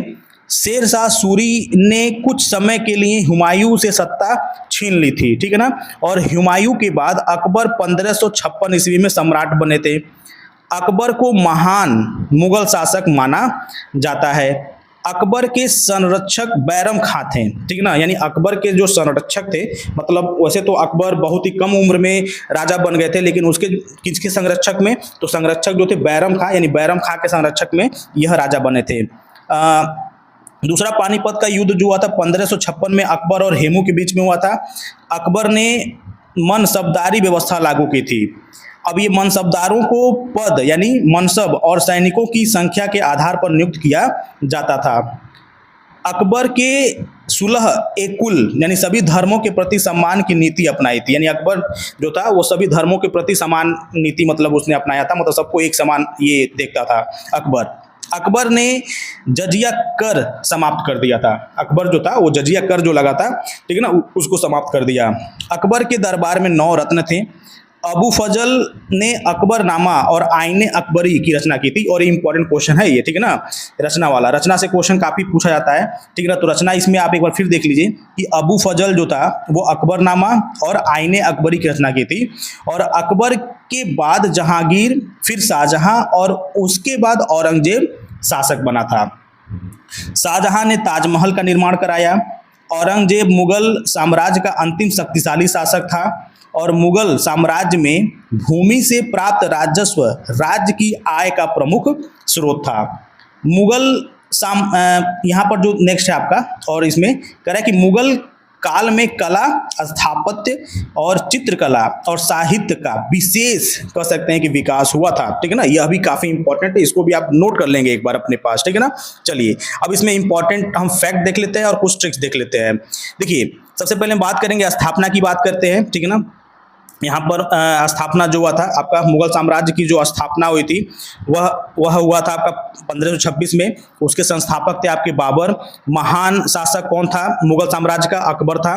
मनसबदारी व्यवस्था किसने लाया था, अकबर ने, ठीक ना। सुलह कुल यह अकबर की ही एक थी। अकबरनामा अबू फजल ने लिखा था। ताजमहल शाहजहां ने बनवाया था। और अंतिम शक्तिशाली मुगल शासक औरंगजेब था, ठीक ना। यानी मुगल साम्राज्य का जो अंतिम शासक था वह औरंगजेब था। पहला शासक आपका बाबर था और सबसे शक्तिशाली अकबर था, ठीक है ना। चलिए अब यहां पर दिया है ना, बाहु अक जहां शाह और, यानी बा से बाबर, हु से हुमायूं, अक से अकबर, जहां से जहांगीर, शाह से शाहजहां और औरंग से औरंगजेब। एक और इसका मतलब ट्रिक होता है भदसा, उसको भी आप नोट कर लेंगे। भदसा यानी यहाँ पे बी से बाबर, ए से यहाँ पे एच से हुमायूं, ए से अकबर, जे से जहांगीर, एस से शाहजहां और ए से औरंगजेब, यानी एक भदसा भी एक आपका क्या है, ट्रिक है। ये पूरा मतलब कह सकते हैं कि मुगल साम्राज्य के लोगों का यह ट्रिक याद करने का, ठीक है ना। भदसा नोट कर लेंगे, भदसा, BHA, ठीक है ना, नोट कर लीजिए। मैं बोल रहा हूं क्या है, भदसा, BHAJSA, इसको आप नोट कर लेंगे। यानी बी से बाबर, एस से हुमायूं, ए से अकबर, जे से जहांगीर, एस से शाहजहां और ए से औरंगजेब, ठीक है ना, यानी भदसा, ठीक है ना। ये भी एक इंपॉर्टेंट ट्रिक है, इसको नाम को याद करने का, ठीक है। चलिए अब बात करते हैं यहाँ पर मुगल साम्राज्य की स्थापना बाबर ने किया। अकबर के संरक्षक कौन थे, बैरम खां थे। मनसबदारी व्यवस्था किसने लागू की, शुरू किया, अकबर ने। सुलह कुल की नीति अपनाई, अकबर ने। अकबरनामा किसने लिखा, अबू फजल ने। ताजमहल का निर्माण किसने कराया, शाहजहां ने। और अंतिम शक्तिशाली मुगल शासक कौन था, औरंगजेब, ठीक है ना। तो यह इसके क्या थे, आपके शॉर्ट कर सकते हैं कि कुछ मतलब प्रश्न थे। और कुछ इसमें सीटेड सुपर रिवीजन में आपको कुछ करके मैंने यहाँ पे बनाया है। जैसे आपका 1526 में प्रथम पानीपत का युद्ध हुआ, ठीक है ना। किसके युद्ध हुआ था, बाबर ने किया था, बाबर, ठीक है ना। और 1556 में पानीपत का दूसरा युद्ध हुआ था, ये भी ये अकबर ने लड़ा था। और मनसबदारी व्यवस्था अकबर ने लाया था, और सुलह कुल भी अकबर ने लाया था। ताजमहल शाहजहां ने बनवाया था, और अकबरनामा अबू फजल ने लिखा था, ठीक है ना। यह कुछ आपका सीटेड का सुपर रिवीजन है, जिसको आप एक बार देख लेंगे, ठीक है ना। चलिए अब बात करेंगे यहाँ पे लेसन 5 की, ठीक है ना। लेसन 5 में कौन कौन से आपके वन लाइनर नोट्स है, काफी इंपॉर्टेंट। तो लेसन 5 क्या है आपका, लेसन 5 है आपका शासक और इमारतें, यानी रूलर्स और बिल्डिंग, यानी यहाँ पे शासकों और उनकी बनाई गई इमारतों के बारे में हम बात करेंगे, ठीक है ना। तो चलिए शुरू करते हैं। मध्यकाल में शासकों ने अनेक भव्य इमारतों का निर्माण कराया। इमारतें शासकों की शक्ति, समृद्धि और धार्मिक आस्था का प्रतीक थी। किले, महल, मस्जिद, मकबरे, मंदिर और बावड़ियों प्रमुख स्थापत्य रचनाएं थी। बावड़ी मतलब होता है कुआं, ठीक है ना। और मेहराब, जिसको अर्च बोलते हैं, और गुंबद यानी डोम मध्यकालीन क्या कहते हैं, स्थापत्य की प्रमुख विशेषता, यानी डोम लाइक स्ट्रक्चर जो थी, मतलब एक गुंबद के आकार का कह सकते हैं कि उस समय इमारतें काफी तरह बनाई जाती थी। और आज भी अगर आप देखेंगे मस्जिद, मंदिर, मस्जिदों का जो ऊपर का जो शेप होता है वो डोम लाइक होता है, और मंदिरों में भी ऊपर कहीं कहीं पे आपको डोम लाइक स्ट्रक्चर आपको देखने को मिलेगा। दिल्ली के सुल्तानों ने भारतीय और इस्लामी स्थापत्य श्रेणी का मिश्रण विकसित किया, यानी दिल्ली के जो सुल्तान थे वह भारत और इस्लाम दोनों के मतलब कह सकते हैं कि स्थापत्य शैली का मिश्रण क्या किया था, विकास किया था, ठीक है। चलिए नेक्स्ट देखिए, कह रहा है कि कुतुब मीनार का निर्माण कुतुबुद्दीन ऐबक ने शुरू कराया और इल्तुतमिश ने उसे क्या किया, पूरा किया। अलाई दरवाजा का निर्माण अलाउद्दीन खिलजी ने करवाया। तुगलकाबाद नगर की स्थापना गयासुद्दीन तुगलक ने की। मुगल काल में स्थापत्य कला का सर्वाधिक विकास हुआ। हुमायूं का मकबरा भारत का पहला भव्य उद्यान 4 बाग शैली का मकबरा माना जाता है। ताजमहल का निर्माण शाहजहां ने मुमताज महल की स्मृति में बनवाया, ठीक है ना। और ताजमहल आगरा में स्थित है। लाल किला और जामा मस्जिद का निर्माण भी शाहजहां ने ही करवाया था, ठीक है ना। और फतेहपुर सीकरी का निर्माण अकबर ने कराया। फतेहपुर सीकरी में बुलंद दरवाजा स्थित है। मध्यकालीन इमारतों के निर्माण में लाल बलुआ पत्थर और संगमरमर का उपयोग किया गया है। शिलालेखों और अभिलेखों से इमारतों के इतिहास की जानकारी मिलती है। मंदिर और मस्जिद केवल पूजा स्थल ही नहीं बल्कि सामाजिक जीवन के केंद्र भी थे, ठीक है ना। यह सब इंपॉर्टेंट है, इसको आप एक बार नोट करते हुए चलेंगे। अगला देखिए, कह रहा है कि मंदिर और मस्जिद केवल पूजा स्थल ही नहीं बल्कि सामाजिक जीवन के केंद्र थे, और स्थापत्य कला से उस समय की तकनीकी और संस्कृति का पता चलता है। मध्यकालीन स्मारक भारत की सांस्कृतिक धरोहर है, ठीक है ना, सांस्कृतिक धरोहर है उस समय की। चलिए कुछ यहाँ पर महत्वपूर्ण फैक्ट देख लेते हैं। तो महत्वपूर्ण फैक्ट में आपका क्या है, पहला फैक्ट आपका है कि कुतुब मीनार कुतुबुद्दीन ऐबक ने बनवाया था। ठीक है ना, और इसको पूरा कराया था इल्तुतमिश ने। और अलाई दरवाज़ा ये अलाउद्दीन खिलजी ने बनवाया था। तुगलकाबाद गयासुद्दीन तुगलक ने मतलब किया था। और फतेहपुर सीकरी का निर्माण अकबर ने किया था। बुलंद दरवाज़ा फतेहपुर सीकरी में है। ताजमहल, लाल किला, जामा मस्जिद, ये सब शाहजहां के द्वारा बनवाया गया है, ठीक है ना।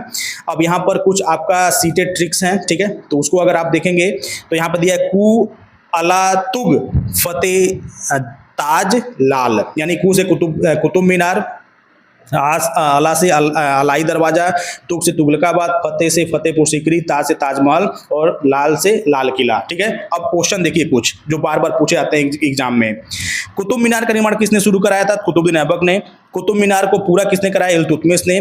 फतेहपुर सीकरी का निर्माण अकबर ने कराया था। ताजमहल का निर्माण शाहजहां ने कराया था। और लाल किला और जामा मस्जिद का निर्माण भी शाहजहां ने ही करवाया था। और मध्यकालीन स्थापत्य की दो प्रमुख विशेषताएं क्या है? मेहराब और गुंबद। उस समय का ये स्ट्रक्चर ऐसे गुंबद और मेहराब होते थे, यह काफी इंपॉर्टेंट है, तो स्क्रीनशॉट भी ले लीजिएगा, ठीक है ना। मैं थोड़ा जल्दी जल्दी चल रहा हूं क्योंकि काफी बड़ा वीडियो ये है, तो आप स्क्रीनशॉट लेकर के अपना नोट्स कंप्लीट करते रहेंगे, ठीक है ना। अब नेक्स्ट लेसन जो आपका है लेसन 6, और वह है आपका क्या है? लेसन 6 आपका है नगर, व्यापारी और शिल्पी। यानी यहाँ पे हम बात करेंगे टाउन्स, ट्रेडर्स और क्राफ्ट्स पर्सन्स की बात करेंगे। इसमें कौन कौन से आपके इंपॉर्टेंट नोट्स है? देखिए, पहला, मध्यकाल में अनेक नए नगरों का विकास हुआ। नगर व्यापार, शिल्प और प्रशासन के प्रमुख केंद्र थे। मंदिरों और तीर्थ स्थलों के आसपास भी नगर विकसित हुए। दिल्ली, आगरा, लाहौर और अहमदाबाद प्रमुख मध्यकालीन नगर थे। शिल्पकार यानी जो क्राफ्ट्स पर्सन हैं विभिन्न प्रकार के वस्तुओं का निर्माण करते थे। बुनकर, सुनार, लोहार, कुम्हार और बढ़ई प्रमुख शिल्पकार थे। व्यापारी जो थे वो देश विदेश से वस्तुओं का व्यापार करते थे। भारत में मसाले, सूती वस्त्र, रेशम और कीमती पत्थरों का निर्यात होता था। समुद्री व्यापार में भारतीय बंदरगाहों की प्रमुख भूमिका थी। और हम्पी विजयनगर साम्राज्य की राजधानी और एक प्रसिद्ध व्यापारिक नगर था। यानी जो हम्पी है वह विजयनगर साम्राज्य की राजधानी भी थी और एक बहुत ही कह सकते हैं कि प्रमुख व्यापारिक नगर भी था। सूरत मुगल काल का प्रमुख समुद्री बंदरगाह था, ठीक है ना। सूरत जो था वह मुगल काल के समय का सबसे कह सकते हैं कि प्रमुख बंदरगाह था, ठीक है ना, पोर्ट था ये, ठीक है ना। चलिए नेक्स्ट देखिए। नेक्स्ट इसमें दिया हुआ है कि मसूलीपट्टनम यानी जिसको मछलीपट्टनम भी कहते हैं वो दक्षिण भारत का प्रमुख बंदरगाह था, ठीक है ना। और कालीकट जो कि कोझिकोड मसालों के व्यापार के लिए प्रसिद्ध है। अरब, फारसी, यूरोपीय व्यापारी भारत आते थे, ठीक है ना। अरब, फारसी और यूरोपीय व्यापारी भारत आते थे इन सभी चीज़ों को खरीदने के लिए। शिल्पकारों की वस्तुओं की विदेश में बड़ी मांग थी। नगरों में बाजार आर्थिक गतिविधियां क्या थी? प्रमुख थे। व्यापार के विकास से नगरों की समृद्धि बढ़ी। और मध्यकालीन नगर सांस्कृतिक आदान प्रदान के प्रमुख केंद्र थे। व्यापार ने भारत की अर्थव्यवस्था को मजबूत बनाया। और नगर, व्यापारी और शिल्पकार एक दूसरे पर निर्भर थे। यानी नगर, व्यापारी और शिल्पकार ये सभी एक दूसरे के ऊपर क्या थे? निर्भर थे, ठीक है ना। चलिए अब यहाँ पर कुछ आपके इंपॉर्टेंट फैक्ट है। इंपॉर्टेंट फैक्ट में पहला, विजयनगर जो दिया है यहाँ पे, विजयनगर की राजधानी हम्पी है।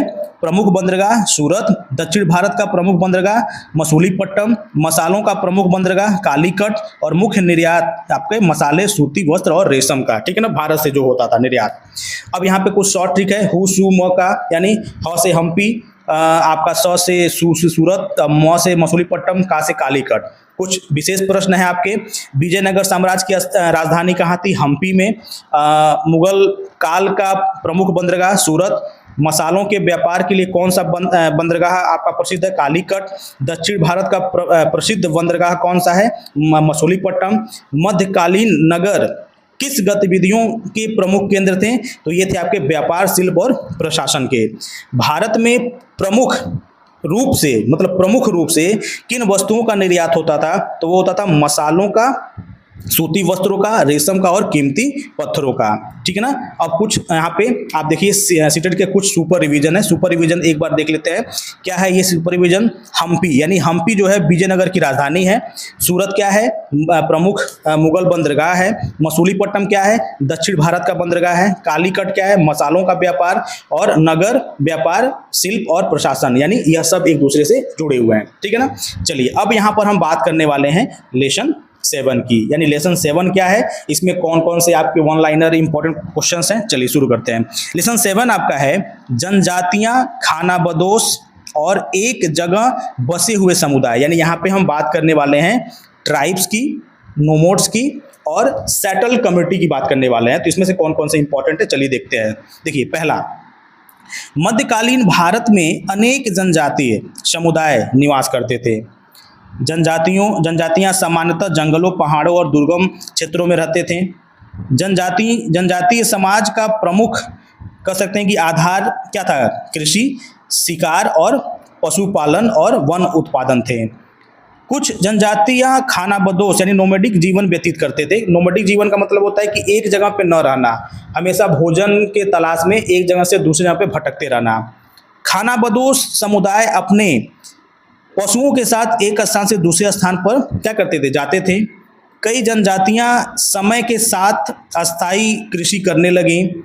गोंड मध्य भारत की प्रमुख जनजाति थी। अहोम राज्य की स्थापना सुकाफा ने असम में की। ठीक है ना। और अहोम शासकों ने लगभग 600 वर्षों तक असम पर क्या किया था, शासन किया था। ठीक है ना।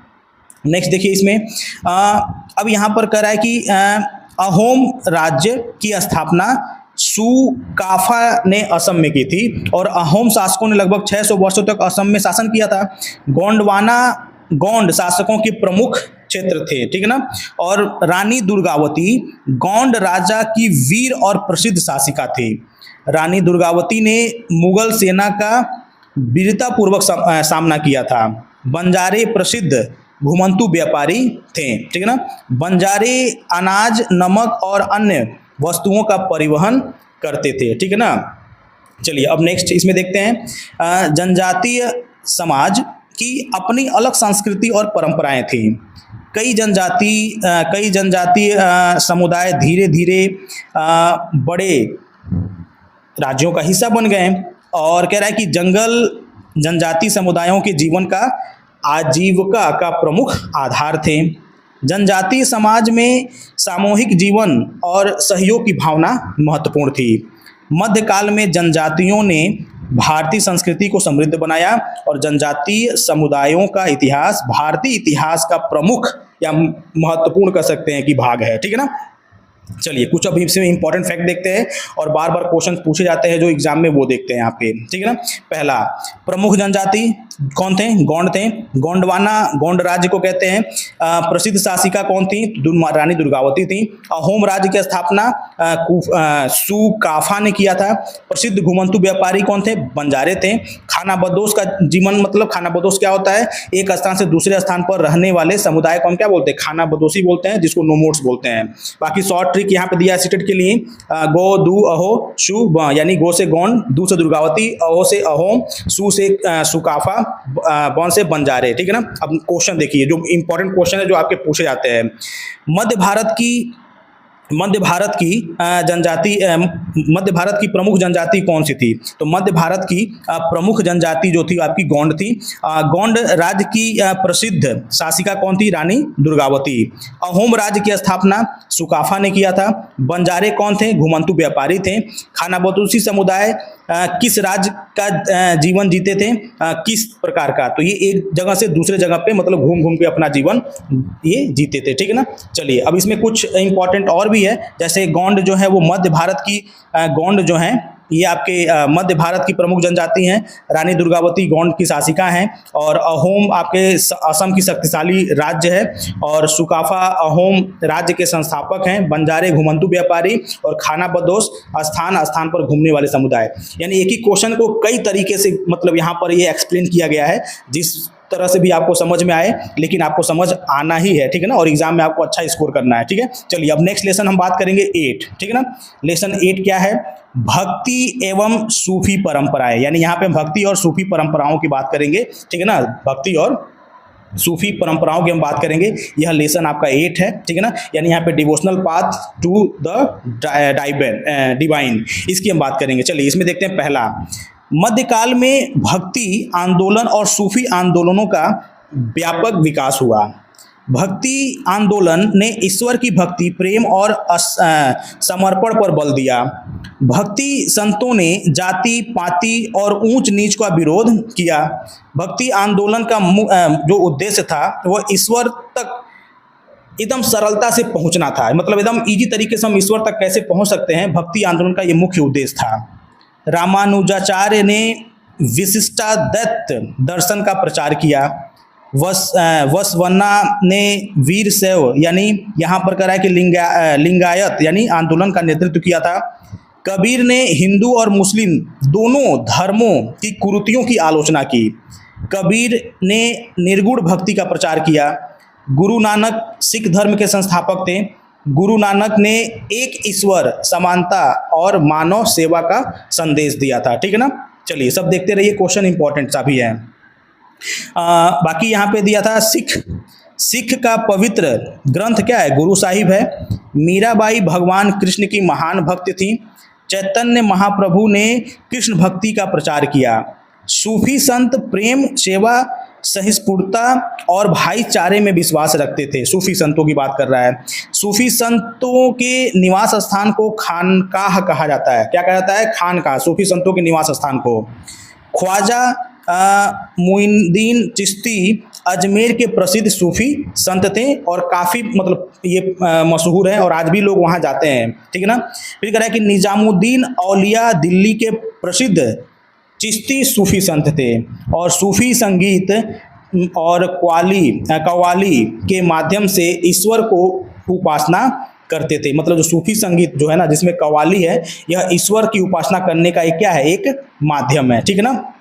चलिए नेक्स्ट देखिए, इसमें नेक्स्ट दिया है कि भक्ति और सूफी आंदोलन ने भारतीय समाज में धार्मिक सहिष्णुता को बढ़ावा दिया। दोनों आंदोलनों ने प्रेम, समानता और मानवता को संदेश दिया, ठीक है। चलिए अब इसके कुछ इंपॉर्टेंट हम यहाँ पे फैक्ट देख लेते हैं, इंपॉर्टेंट फैक्ट देखते हैं और इसके प्रमुख प्रश्न देख लेते हैं जो आपने ऊपर भी पढ़ा उससे रिलेटेड। पहला इसमें है सिख धर्म के संस्थापक गुरु नानक हैं। निगुण भक्ति कबीर का है। कृष्ण भक्त मीराबाई, चैतन्य महाप्रभु, ठीक है ना। और विशिष्टाद्वैत रामानुचार्य, वीर शैव आंदोलन वसवन्ना ने किया था। अजमेर के सूफी संत ख्वाजा ये मुइन चिश्ती, ठीक है ना। दिल्ली के सूफी संत निजामुद्दीन औलिया और सूफी निवास खानकाह, ठीक है ना। बाकी यहाँ पे आपका शॉर्ट ट्रिक है सीटेट का, जो कह रहा है कि रा बस क ना मी मु नी, यानी रा से रामानुजाचार्य, बस से बसवन्ना और क से कबीर, ना से नानक, मी से मीराबाई, मु से मुइनुद्दीन चिश्ती और नी से आपका निजामुद्दीन औलिया, ठीक है ना। बार बार पूछे जाने वाले प्रश्न कौन कौन से हैं आपके, उसको एक बार यहाँ पे हम डिस्कस कर लेते हैं। पहला प्रश्न है, सिख धर्म के संस्थापक गुरु नानक देव, निगूढ़ भक्ति के प्रमुख संत कबीर, विशिष्टाद्वैत दर्शन का प्रचार किसने किया? रामानुजाचार्य। वीर शैव लिंगायत आंदोलन के प्रवर्तक वसन्ना थे। अजमेर के प्रसिद्ध सूफी संत कौन थे? ख्वाजा मुइनुद्दीन चिश्ती। दिल्ली के प्रसिद्ध सूफी संत निजामुद्दीन औलिया। सूफी संतों के निवास स्थान को क्या कहते थे? खानकाह कहते थे। और गुरु ग्रंथ साहिब किस धर्म की पवित्र ग्रंथ है? तो सिख धर्म की, ठीक है। एकदम क्लियर होंगे आप लोग। देखिए बाकी यहाँ पे कुछ सीटेड सुपर रिवीजन में दिया हुआ है। कबीर निर्गुण भक्ति से जुड़े हुए हैं और गुरु नानक सिख धर्म के संस्थापक हैं। मीराबाई कृष्ण भक्ति से जुड़ी हुई हैं। रामानुचार्य आपके विशिष्टाद्वैत से जुड़े हैं और वसन्ना वीर शैव आंदोलन से जुड़े हुए हैं और ख्वाजा मुइनुद्दीन चिश्ती अजमेर से हैं और निजामुद्दीन औलिया दिल्ली से और खानकाह सूफी संतों का निवास स्थान। यह कुछ आपके सीटेड सुपर रिवीजन के लिए अलग से बनाया गया था। अब यहाँ पे बात करने वाले हैं लेसन 9 की। लेसन 9 क्या है? लेसन 9 आपका है क्षेत्रीय संस्कृतियों का निर्माण, यानी the making of regional culture. यानी यहाँ पर कौन कौन से आपके वन लाइनर नोट्स इंपॉर्टेंट है, चलिए इसको देखते हैं। सबसे पहले कह रहा है कि मध्यकाल में भारत के विभिन्न क्षेत्रों में अलग अलग संस्कृतियों का विकास हुआ। क्षेत्रीय भाषाओं और साहित्य का इन काल में तेजी से विकास हुआ। चेर, चोल और पांडव राज्यों ने दक्षिण भारत की संस्कृति को समृद्ध बनाया। चेरा राज्य वर्तमान केरल राज्य में स्थित है। चोल राज्य वर्तमान में तमिलनाडु में स्थित है। जगन्नाथ मंदिर ओडिशा के पुरी में स्थित है। जगन्नाथ मंदिर गग वंश के शासकों द्वारा बनाया गया था। अनंत वर्मन चोड गंगदेव ने जगन्नाथ मंदिर के निर्माण की शुरुआत की थी। राजस्थान में वीरता की परंपरा का वर्णन चारण और भाट कवियों ने किया था। बंगाल में मंगल काव्य साहित्य का विकास हुआ। कश्मीरी भाषा और साहित्य का भी मध्यकाल में ही क्या हुआ था, विकास हुआ था। ठीक है ना, काफी इंपॉर्टेंट है। चलिए और देख लेते हैं इसमें। अब देखिए कह रहा है कि अमीर खुसरो ने फारसी और हिंदवी भाषा के विकास में महत्वपूर्ण योगदान दिया था। अमीर खुसरो को भारत का तोता कहा जाता है। इसको आप नोट कर लेंगे, भारत का तोता, यानी भारत का तोता अमीर खुसरो को कहा जाता है। ठीक है। क्षेत्रीय संस्कृतियों पर स्थानीय शासकों का गहरा प्रभाव पड़ा। मंदिर धार्मिक ही नहीं सांस्कृतिक केंद्र भी थे। लोकगीत, लोक नृत्य और लोक कथाएं क्षेत्रीय संस्कृतियों का महत्वपूर्ण कह सकते हैं कि भाग है। क्षेत्रीय भाषाओं में अनेक धार्मिक ग्रंथों की रचना हुई।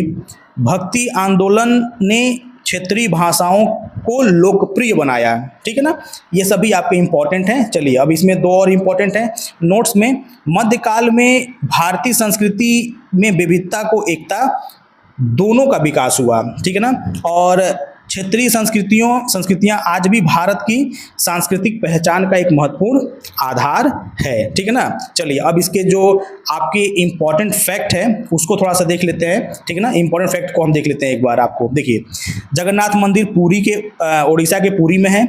निर्माण कराया था अनंत वर्मन चोंड गंगदेव ने। और मंगल काव्य बंगाल से है। और चारण और भाट राजस्थान से। अमीर खुसरो भारत का तोता कहलाता है। और भक्ति आंदोलन क्षेत्रीय भाषाओं के विकास में महत्वपूर्ण योगदान देते हैं। और सीटेड ट्रिक्स क्या है यहाँ पे है, पुरी, गंग, बंग, चारण, खुसरो, यानी पुरी से जगन्नाथ मंदिर, गंग से गंगवंश, वंग से मंगल काव्य, चारण से आपका राजस्थान, खुसरो से भारत का तोता। ठीक है ना, यह इंपॉर्टेंट है। अब बार बार पूछे जाने वाले जो प्रश्न है इसमें वह कौन कौन से हैं, इसको आप अच्छे से यहाँ पे आइए हम लोग देख लेते हैं। पहला, जगन्नाथ मंदिर कहाँ स्थित है? पुरी ओडिशा में। जगन्नाथ मंदिर का निर्माण किसने शुरू कराया था? अनंत वर्मन चोड गंगदेव ने। मंगल काव्य किस क्षेत्र में संबंधित है? बंगाल से। और अमीर खुसरो को किस नाम से जाना जाता है? भारत का तोता। राजस्थान की वीर गाथाओं का निर्माण किन कवियों ने किया था? चारण और भाट ने। क्षेत्रीय भाषाओं के विकास में किस आंदोलन का महत्वपूर्ण योगदान है? तो भक्ति आंदोलन का। ठीक है ना। अब क्विक यहाँ पे मतलब सीटेड सुपर रिवीजन में आपका है पुरी, जगन्नाथ मंदिर, गंगवंश, जगन्नाथ मंदिर के निर्माण, मंगल काव्य बंगाल, चारण भाट राजस्थान की वीर गाथाएं, अमीर खुसरो भारत का तोता, और भक्ति आंदोलन क्षेत्रीय भाषाओं का विकास। एक ही प्रश्न को कई तरीके से इसने बताया है। आई थिंक आपको एक नहीं दो नहीं अलग अलग तरीके से बताने के तरीकों से आपको जरूर याद हो जाएगा। ठीक है ना। ठीक है ना, चलिए अब लास्ट लेसन देखते हैं। ये आपका NCERT book social science class 7th का यह लास्ट लेसन आपका है। 18वीं क्या है? यह आपका है 18वीं शताब्दी के राजनीतिक गठन, यानी 18th सेंचुरीज पॉलिटिकल फॉर्मेशंस की बात करेंगे 18वीं शताब्दी के बाद। ठीक है ना, चलिए इस समय की बात करते हैं। पहला कह रहा है कि 1707 में औरंगजेब की मृत्यु के बाद मुगल साम्राज्य कमजोर होने लगा। मुगल साम्राज्य के कमजोर होने से अनेक क्षेत्रीय राज्यों का उदय हुआ।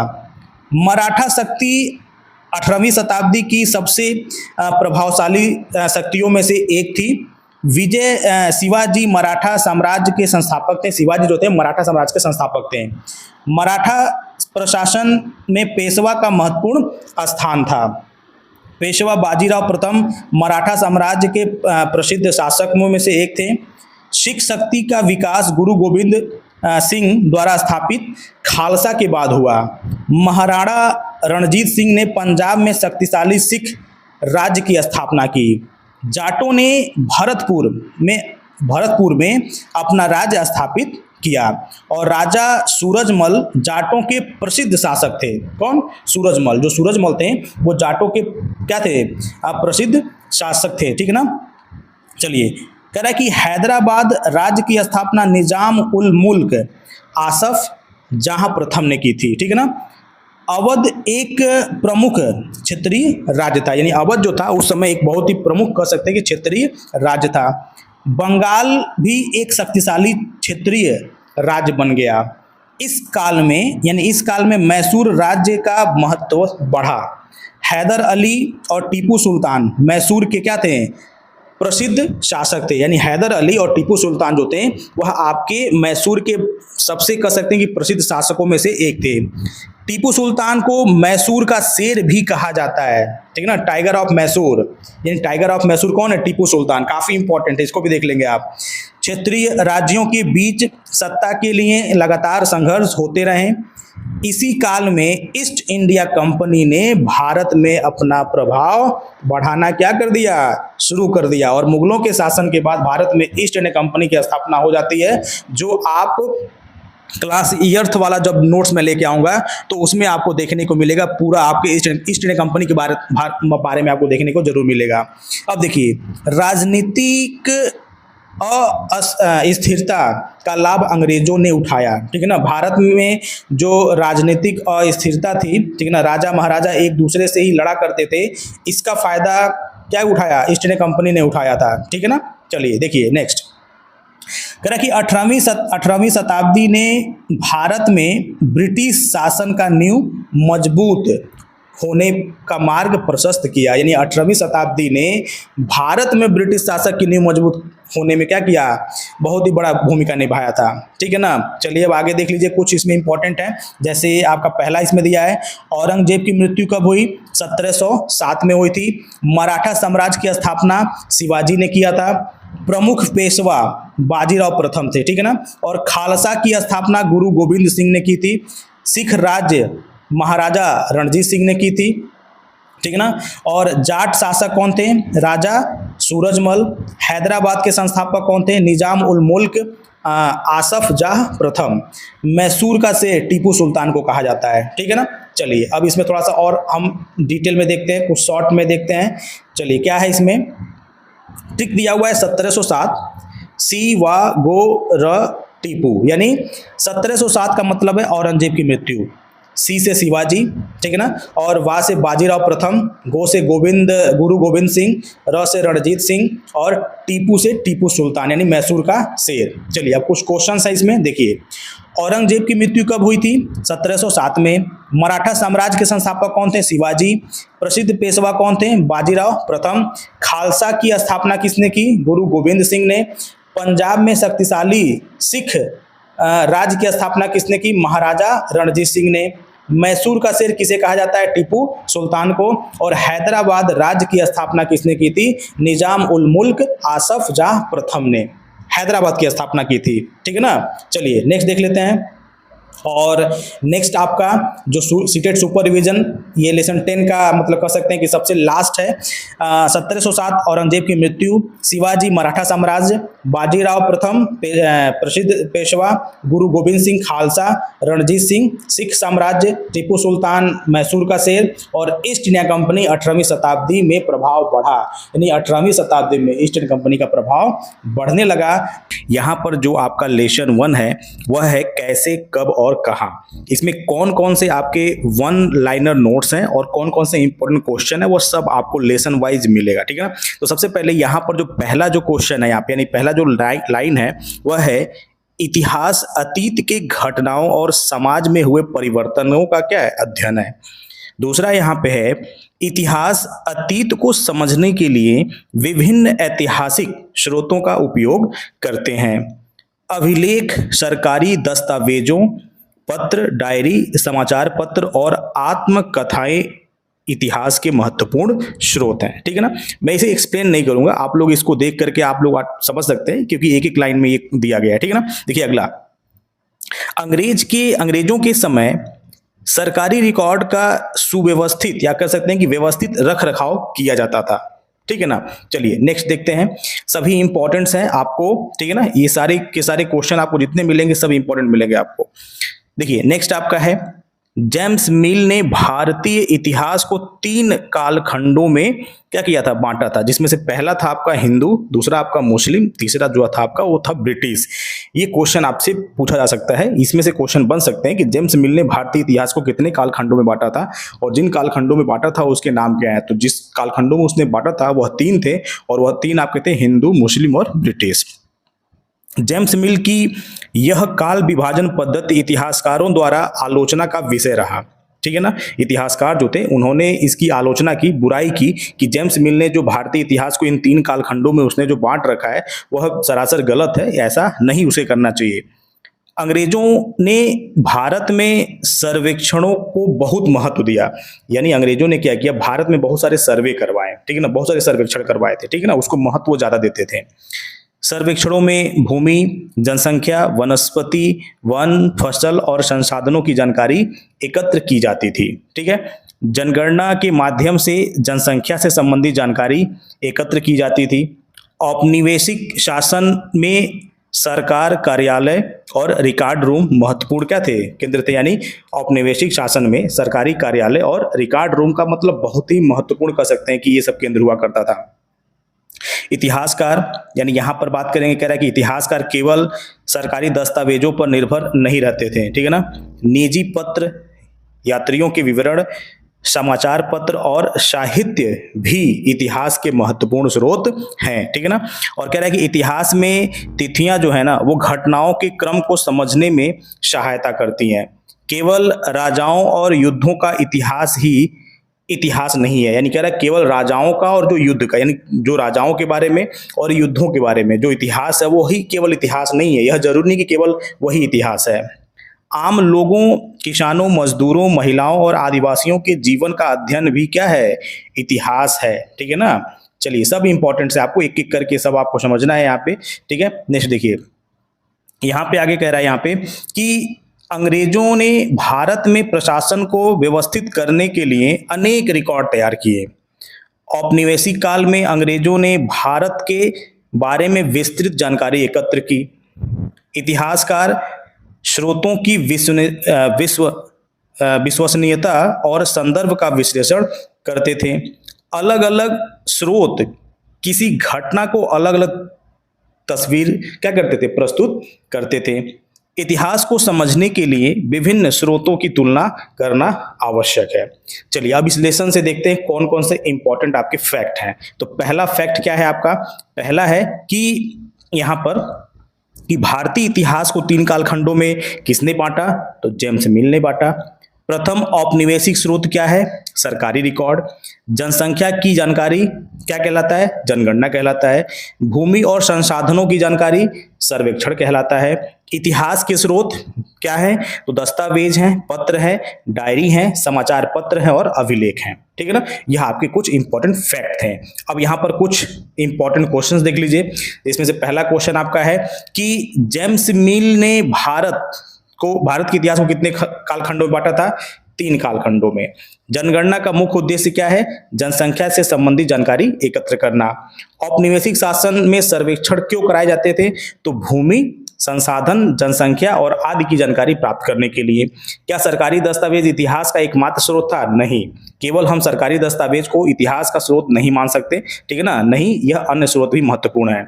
इतिहासकारों के लिए समाचार पत्र क्यों महत्वपूर्ण है, तो इतिहासकारों के लिए समाचार पत्र इसलिए महत्वपूर्ण है क्योंकि वे उस समय की घटनाओं और समाज के बारे में जानकारी देते थे, उसमें निकलता था, उसमें से वो देख लेते थे, ठीक है ना। तो यह लेसन 1 का था। अब लेसन 2 की अगर हम बात करें, देखिए लेसन 2 क्या दिया हुआ है, लेसन 2 आपका है व्यापार में साम्राज्य तक, यानी व्यापार से साम्राज्य तक कंपनी की सत्ता, यानी अंग्रेज भारत में व्यापार करने के पर्पज से आए थे, लेकिन व्यापार करते करते कैसे उन्होंने अपना साम्राज्य बना लिया, इस चीजों को हम इसमें देखेंगे। चलिए पहला देखिए इसमें क्या है, कह रहा है कि जो ईस्ट इंडिया कंपनी को इंग्लैंड की महारानी एलिजाबेथ प्रथम ने 1600 में क्या किया था, 1600 ईस्वी में व्यापार का चार्टर दिया था, यानी व्यापार करने का जो परमिशन था वो ईस्ट इंडिया कंपनी को इंग्लैंड की जो महारानी एलिजाबेथ थी उन्होंने 1600 ईस्वी में दिया था, ठीक है ना।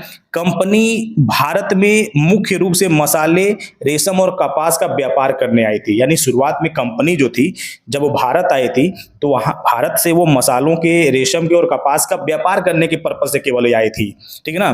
कंपनी ने भारत में अपने व्यापारिक केंद्रों को फैक्ट्री कहा।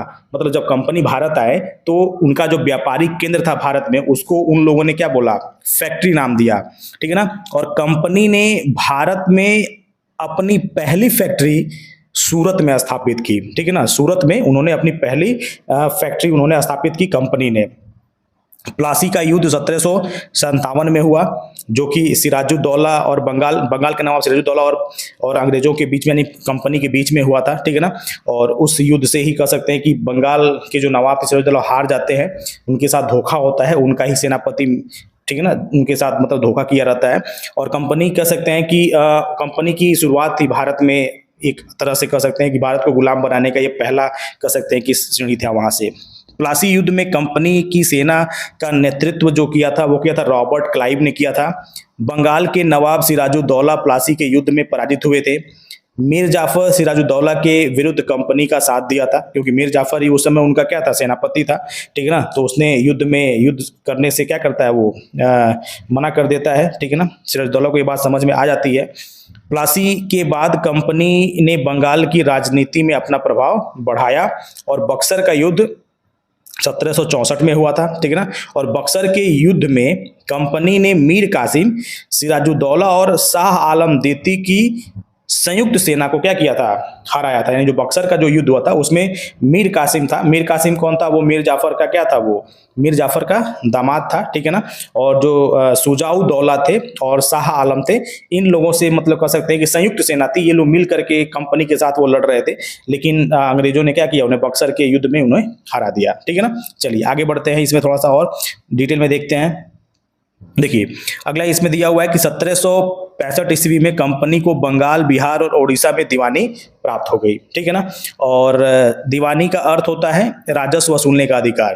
यानी 1765 में कंपनी को मतलब बंगाल से, बिहार से और उड़ीसा से कह सकते हैं कि जो राजस्व है, ठीक है ना, जो कर है, टैक्स है, वो वसूलने का अधिकार मिल गया। कंपनी ने अपनी सेना को मजबूत करने के लिए बड़ी संख्या में भारतीय सैनिकों की क्या की, भर्ती की। कंपनी ने भारतीय राज्यों पर नियंत्रण बढ़ाने के लिए विभिन्न राजनीतिक नीतियों का भी क्या किया, प्रयोग किया। लॉर्ड डलहौजी ने सहायक संधि, जिसको सब्सिडरी अलायंस की नीति कहा गया, ठीक है ना, उसको अपनाया था। लॉर्ड वेलेस्ली ने सहायक संधि यानी सब्सिडी अलायंस की नीति अपनाई। सहायक संधि यानी सब्सिडी अलायंस के तहत भारतीय शासकों को कंपनी की सेना रखने और उसका खर्च उठाने के लिए बाध्य किया जाता था। यानी जो सब्सिडरी अलायंस था, उसका मतलब ये था कि जो भारतीय शासक यानी जो भारत के जो राजा हैं, वह कंपनी की सेना अपने पास रखेंगे। यानी कंपनी उनकी क्या करेगी, कंपनी उनकी देखरेख करेगी, ठीक है ना। और उसके बदले में कंपनी को राजा से क्या, मोटा पैसा मतलब मिलना था, ठीक है ना। अब देखिए लॉर्ड डलहौजी ने क्या किया कि हड़प नीति अपनाई, जिसको डॉक्ट्रिन ऑफ लैप्स बोलते हैं। और यह एक ऐसी नीति थी जिसके तहत अगर किसी राजा का अपना खुद का पुत्र नहीं होता था, तो वो किसी को मतलब गोद लेकर के, मतलब किसी को वह गोद लेकर के उसको राजा नहीं बना सकते थे, ठीक है ना। तो लॉर्ड डलहौजी ने ये मतलब डॉक्ट्रिन ऑफ लैप्स की नीति अपनाई थी। हड़प नीति के अंतर्गत उत्तराधिकारी न होने पर कंपनी राज्य को अपने अधीन कर लेती थी। कंपनी धीरे धीरे व्यापारिक संस्था से भारत की प्रमुख राजनीतिक शक्ति बन गई, ठीक है ना। चलिए नेक्स्ट, इसमें जो इंपॉर्टेंट फैक्ट है अब उसको हम बात कर लेते हैं। इंपॉर्टेंट फैक्ट में पहला क्या है, ईस्ट इंडिया कंपनी की मतलब स्थापना आपका 1600 ईस्वी में हुआ था, ठीक है ना। प्लासी का युद्ध 1757 में हुआ था। रॉबर्ट क्लाइव ने कंपनी की सेना का नेतृत्व किया। सिराजुद्दौला बंगाल के नवाब थे, जो कि 1757 की क्रांति में हार जाते हैं कंपनी से। बक्सर का युद्ध 1764 में हुआ था, ठीक है ना, जिसमें आपके 3 लोग मिल करके किए थे। उसमें सुजाउद्दौला थे, मीर कासिम थे, ठीक है ना। इस तरह से एक लोग और थे, ठीक है ना। लॉर्ड वेलेस्ली ने सहायक संधि लाया था और लॉर्ड डलहौजी ने हड़प नीति यानी डॉक्ट्रिन ऑफ लैप्स लाया था, ठीक है ना। तो इस तरह से यहाँ पर ये इंपॉर्टेंट कुछ फैक्ट थे, ठीक है ना, जिससे रिलेटेड ये हैं। बाकी इसमें कुछ इंपॉर्टेंट क्वेश्चंस भी हैं, आइए उसको डिस्कस कर लेते हैं। क्वेश्चंस में पहला क्वेश्चन आपका क्या है, पहला क्वेश्चन दिया हुआ है कि प्लासी का युद्ध कब हुआ, तो 1757 में हुआ था। प्लासी के युद्ध के समय यानी कह सकते हैं कि प्लासी के युद्ध में कंपनी की ओर से नेतृत्व किसने किया, तो रॉबर्ट क्लाइव ने किया था। और बक्सर का युद्ध कब हुआ, तो 1764 में। कंपनी को दीवानी अधिकार कब मिली? 1765 में मिल गई थी, ठीक है ना। और सहायक संधि की नीति किसने अपनाई? लॉर्ड वेलेस्ली ने अपनाई थी। और हड़प नीति किससे संबंधित है? तो लॉर्ड डलहौजी से। और ये सारे क्वेश्चंस काफी इंपॉर्टेंट हैं आपके, हर लेसन के लास्ट में ऐसे ही आपके इंपॉर्टेंट क्वेश्चन मिलते रहेंगे, ठीक है ना। चलिए नेक्स्ट लेसन है आपका जो कि काफी इंपॉर्टेंट ये भी है, लेसन 3 है, ग्रामीण क्षेत्रों पर शासन चलाना। तो ग्रामीण क्षेत्रों पर शासन चलाना क्या है इसमें? तो चलिए इसमें देखते हैं क्या क्या आपके इंपॉर्टेंट है। पहला कह रहा है कि ईस्ट इंडिया कंपनी ने बंगाल की दीवानी प्राप्त करने के बाद भूमि से राजस्व वसूलने पर क्या किया? विशेष ध्यान दिया। और कंपनी के लिए भूमि राजस्व आय का क्या था? प्रमुख स्रोत बन गया, ठीक है ना। ये सब जानने वाली चीज है, काफी इंपॉर्टेंट है क्लास ईयर का ये जो आपका हिस्ट्री है। कंपनी को अधिक से अधिक राजस्व प्राप्त करने की आवश्यकता थी। 1793 में लॉर्ड कॉर्नवालिस ने अस्थाई बंदोबस्त, जिसको बोलते हैं परमानेंट सेटलमेंट, लागू किया, ठीक है ना। और ये जो परमानेंट सेटलमेंट था यानी अस्थाई बंदोबस्त मुख्यतः बंगाल बिहार में लागू किया गया था। इस व्यवस्था में जमींदारों को किसानों से राजस्व वसूलने की जिम्मेदारी दी गई थी। जमींदारों को कंपनी को एक निश्चित राशि, यानी जमींदारों को कंपनी को एक निश्चित राशि राजस्व के रूप में देनी थी। यदि जमींदार समय पर राजस्व नहीं दे पाते थे तो उनकी जमीन नीलाम कर मतलब की जा सकती थी, ठीक है ना। कंपनी ने किसानों से अधिक राजस्व प्राप्त करने के लिए कई नई राजस्व व्यवस्थाएं लागू की। रैयतवाड़ी व्यवस्था में सरकार का सीधा समझौता किसानों से होता था और रैयतवाड़ी व्यवस्था मुख्यतः दक्षिण भारत में लागू की गई थी। थॉमस मुनरो रैयतवाड़ी व्यवस्था से प्रमुख रूप से जुड़े हुए थे, ठीक है ना। और महलवाड़ी जो व्यवस्था है वो 1822 में होल्ट मैकेजी ने विकसित किया था।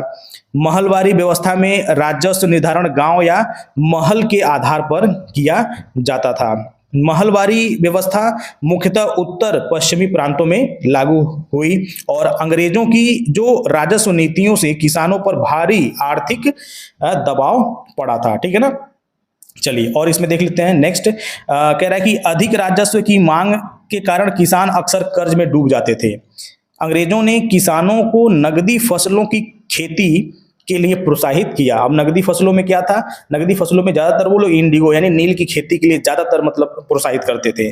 तो कह रहा ना यहाँ पे अगला, नील एक महत्वपूर्ण नगदी फसल थी और नील की खेती को लेकर किसानों में असंतोष बढ़ा और नील विद्रोह यानी 1859-60 में हुआ था, ठीक है ना, जिसको बोलते हैं इंडिगो रिवॉल्यूशन यानी क्रांति एक हुई थी, ठीक है ना। चलिए कुछ क्वेश्चन देख लेते हैं इंपॉर्टेंट। पहला दिया अस्थाई बंदोबस्त, इसमें आपका जमींदारों के साथ राजस्व, ठीक है ना। रैयतवाड़ी सीधे किसानों से समझौता, दक्षिण भारत में था ये। और महलवाड़ी यानी गांव यानी महल के आधार पर राजस्व को वसूलना, महल का मतलब भी यहाँ पे गांव होता है। और नील विद्रोह कब हुआ था?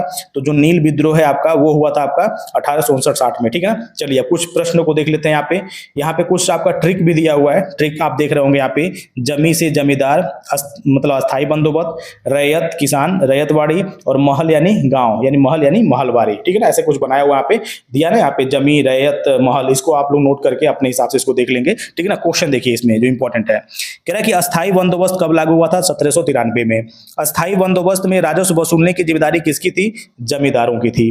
रैयतवाड़ी व्यवस्था में समझौता किससे किया जाता था? तो किसानों से, ठीक है ना। और महलवाड़ी व्यवस्था में राजस्व किस आधार पर तय होता था? तो गांव और महल के आधार पर। नील विद्रोह कब हुआ? 1859-60 में। रैयतवाड़ी व्यवस्था में कौन प्रमुख रूप से जुड़ा था? थॉमस मुनरो जुड़े थे, ठीक है ना। चलिए नेक्स्ट लेसन देखते हैं। नेक्स्ट लेसन कौन सा है? और नेक्स्ट लेसन है आपका आदिवासी, दीकू और एक स्वर्ण युग की कल्पना। चलिए इसमें देखते हैं कौन कौन से पॉइंट्स हैं। पहला कह रहा है कि आदिवासी समुदायों का जीवन मुख्यतः जंगल, जमीन और प्राकृतिक संसाधनों पर निर्भर था। आदिवासी समुदाय में अनेक अलग अलग जनजातियां शामिल थीं। मुंडा, संथाल, गोंड, भील और खोड प्रमुख आदिवासी समुदायों में से थे। आदिवासी लोग शिकार, पशुपालन, खेती और जंगल से प्राप्त वस्तुओं पर निर्भर रहते थे। कई आदिवासी समुदाय झूम खेती, जिसको बोलते हैं स्थानांतरित खेती, करते थे, ठीक है ना। झूम खेती में कुछ समय के लिए एक स्थान पर खेती करके दूसरे स्थान पर चले जाते थे। अंग्रेजों ने जंगलों पर अपना नियंत्रण बढ़ाना शुरू किया और वन कानूनों के कारण आदिवासियों के पारंपरिक अधिकार प्रभावित हुए। ठीक है ना। तो ये कुछ आपके इंपॉर्टेंट यहाँ से लाइन थे, और भी देख है इसमें, चलिए और भी देखते हैं इसमें और क्या क्या है। देखिए कह रहा है कि बाहरी लोगों को आदिवासी समाज में दीकू कहा जाता था, यानी दीकू जो शब्द था वह बाहरी लोगों के लिए था, यानी आदिवासी समाज में अगर कोई बाहरी व्यक्ति आता था तो उसको दीकू कहते थे। ठीक है ना। महाजन, व्यापारी, जमींदार और साहूकार आदिवासियों के लिए शोषण के स्रोत बन गए। साहूकार आदिवासियों को कर्ज देकर उनकी जमीन पर कब्जा कर लेते थे। अंग्रेजों की नीतियों से आदिवासी समाज में असंतोष बढ़ा। संथाल विद्रोह 1855-56 में हुआ और संथाल विद्रोह के नेतृत्व सिद्धू और कान्हू ने किया था। ये नोट कर लीजिएगा इसको आप लोग। बिरसा मुंडा आंदोलन के प्रमुख नेता थे। ठीक है ना। मुंडा आंदोलन के, बिरसा मुंडा जो थे मुंडा आंदोलन के प्रमुख नेता थे, और बिरसा मुंडा ने आदिवासियों को दीकुओं और औपनिवेशिक शासन के खिलाफ संगठित किया। बिरसा मुंडा के आंदोलन को उल गुलान, ठीक है ना, यानी इसको कह सकते हैं कि महान हलचल कहा जाता है। बिरसा मुंडा ने आदिवासियों के लिए एक बेहतर और स्वतंत्र समाज की कल्पना की थी। बिरसा मुंडा यानी बिरसा आंदोलन मुख्यतः छोटा नागपुर क्षेत्र में प्रभावशाली था और आदिवासी विद्रोह औपनिवेशिक शासन और शोषण के विरुद्ध प्रतिरोध का एक महत्वपूर्ण उदाहरण है। ठीक है ना। चलिए अब इसके कुछ इंपॉर्टेंट फैक्ट देखते हैं और कुछ इसके इंपॉर्टेंट क्वेश्चंस देखते हैं। ठीक है ना। क्या क्या है देखिए, इसमें पहला जो दिया हुआ है, बाहरी लोग को क्या कहते थे? दीकू कहते थे। संथाल विद्रोह 1855-56 में हुआ। संथाल नेता में आपके सिद्धू और कान्हू थे। प्रमुख मुंडा नेता बिरसा मुंडा थे। बिरसा आंदोलन कब हुआ था? उल गुलान।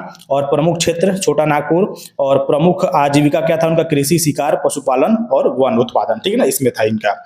बाकी यहाँ पर कुछ इंपॉर्टेंट क्वेश्चन है, देखिए क्वेश्चन को देख लीजिए। तो कह रहा है कि आदिवासी समाज में बाहरी लोगों को क्या कहते थे? दीकू। संथाल विद्रोह कब हुआ? 1855-56 में। संथाल विद्रोह का नेतृत्व किसने किया? सिद्धू और कान्हू ने। और बिरसा मुंडा किस जनजाति के संबंधित थे? मुंडा से। बिरसा मुंडा के आंदोलन को क्या कहा गया? उल गुलान। और बिरसा मुंडा आंदोलन का प्रमुख क्षेत्र कौन था? छोटा नागपुर। ठीक है ना। चलिए अब नेक्स्ट देखते हैं। नेक्स्ट आपका है लेसन 5। ठीक है ना। लेसन 5 क्या है आपका? जब जनता, ठीक है ना, जब जनता बगावत करती है, यानी 1857 की क्रांति, यानी यहां पर हम बात करेंगे 1857 और उसके बाद क्या हुआ। ठीक है ना। तो वैसे तो आपको पता है कि 1857 यानी प्रथम स्वतंत्रता संग्राम की लड़ाई हुई थी, जिसमें मंगल पांडे का प्रमुख रोल था, लेकिन उनका ही रोल नहीं कह सकते हैं कि और लोगों का भी मतलब रोल होना था, लेकिन जो युद्ध की जो शुरुआत थी वो बैरकपुर के जेल से ही हो गई मंगल पांडे के नेतृत्व में। ठीक है ना। चलिए देखिए, इसमें कह रहा है कि 1857 का जो विद्रोह है वह ब्रिटिश शासन के विरुद्ध एक बड़ा विद्रोह था। 1857 का विद्रोह मुख्य रूप से सैनिकों, सिपाहियों से शुरू हुआ और बाद में कई क्षेत्रों में क्या हो गया? फैल गया। विद्रोह का तत्काल कारण नई एनफील्ड राइफल के कारतूस थे। सैनिकों को यह धारणा फैल गई कि कारतूसों पर गाय और सूअर की चर्बी लगी थी। मंगल पांडे ने बैरकपुर में अंग्रेजों के विरुद्ध विद्रोह किया। 10 मई 1857 को मेरठ में सिपाहियों ने विद्रोह किया। मेरठ में विद्रोही दिल्ली पहुंचे। ठीक है ना। मेरठ के जो विद्रोही थे वो कहां पहुंच गए? वह दिल्ली पहुंच गए। ठीक है ना। और विद्रोहियों ने बहादुर शाह जफर को भारत का सम्राट घोषित कर दिया। बहादुर शाह जफर मुगल वंश के अंतिम सम्राट थे। रानी लक्ष्मीबाई झांसी में विद्रोह का नेतृत्व किया। ठीक है ना। इस तरह से इन अलग अलग जगहों पे अलग अलग तरह से नेतृत्व हुआ, अलग अलग लोगों के अंडरशिप में। नाना साहेब ने कानपुर में विद्रोह का नेतृत्व लिया। ठीक है ना। और तात्या टोपे नाना साहेब के प्रमुख सहयोगी थे। कुंवर सिंह ने बिहार में विद्रोह का नेतृत्व किया। बेगम हजरत महल ने लखनऊ में विद्रोह का नेतृत्व किया। और विद्रोह के कारणों से राजनीतिक, आर्थिक, सामाजिक और धार्मिक असंतोष शामिल थे, यानी विद्रोह का कई कारण था। ठीक है ना, जिसमें राजनीतिक कारण भी था, आर्थिक कारण भी था, सामाजिक कारण भी था और धार्मिक कारण भी आपका था। ठीक है ना। चलिए नेक्स्ट देखिए, इसमें डलहौजी की जो हड़प नीति से कई भारतीय शासक असंतुष्ट थे, तो यह भी एक कारण था। किसानों, जमींदारों और सैनिकों में भी अंग्रेजी शासन के प्रति क्या थी? असंतोष थी। ठीक है ना। अंग्रेजों ने 1857 के विद्रोह को सैन्य शक्ति से क्या किया? दबा दिया। 1858 में भारत का शासन ईस्ट इंडिया कंपनी से लेकर सीधे ब्रिटिश क्राउन के अधीन कर दिया गया और 1858 के बाद भारत में ब्रिटिश शासन की नई शुरुआत हुई। ठीक है ना। चलिए अब इसमें कुछ जो इंपॉर्टेंट जो क्वेश्चंस हैं और जो फैक्ट है उसको देखते हैं। सबसे पहले विद्रोह कब हुआ था? 1857 में। और उसके तत्काल कारण क्या थे? कारतूस। ठीक है ना। और मेरठ विद्रोह हुआ था 10 मई 1857 में। दिल्ली के नेता थे बहादुर शाह जफर। ठीक है ना, जो कि मुगल अंतिम मुगल शासक भी थे ये। ठीक है ना। और झांसी की जो रानी थी वो रानी लक्ष्मीबाई थी।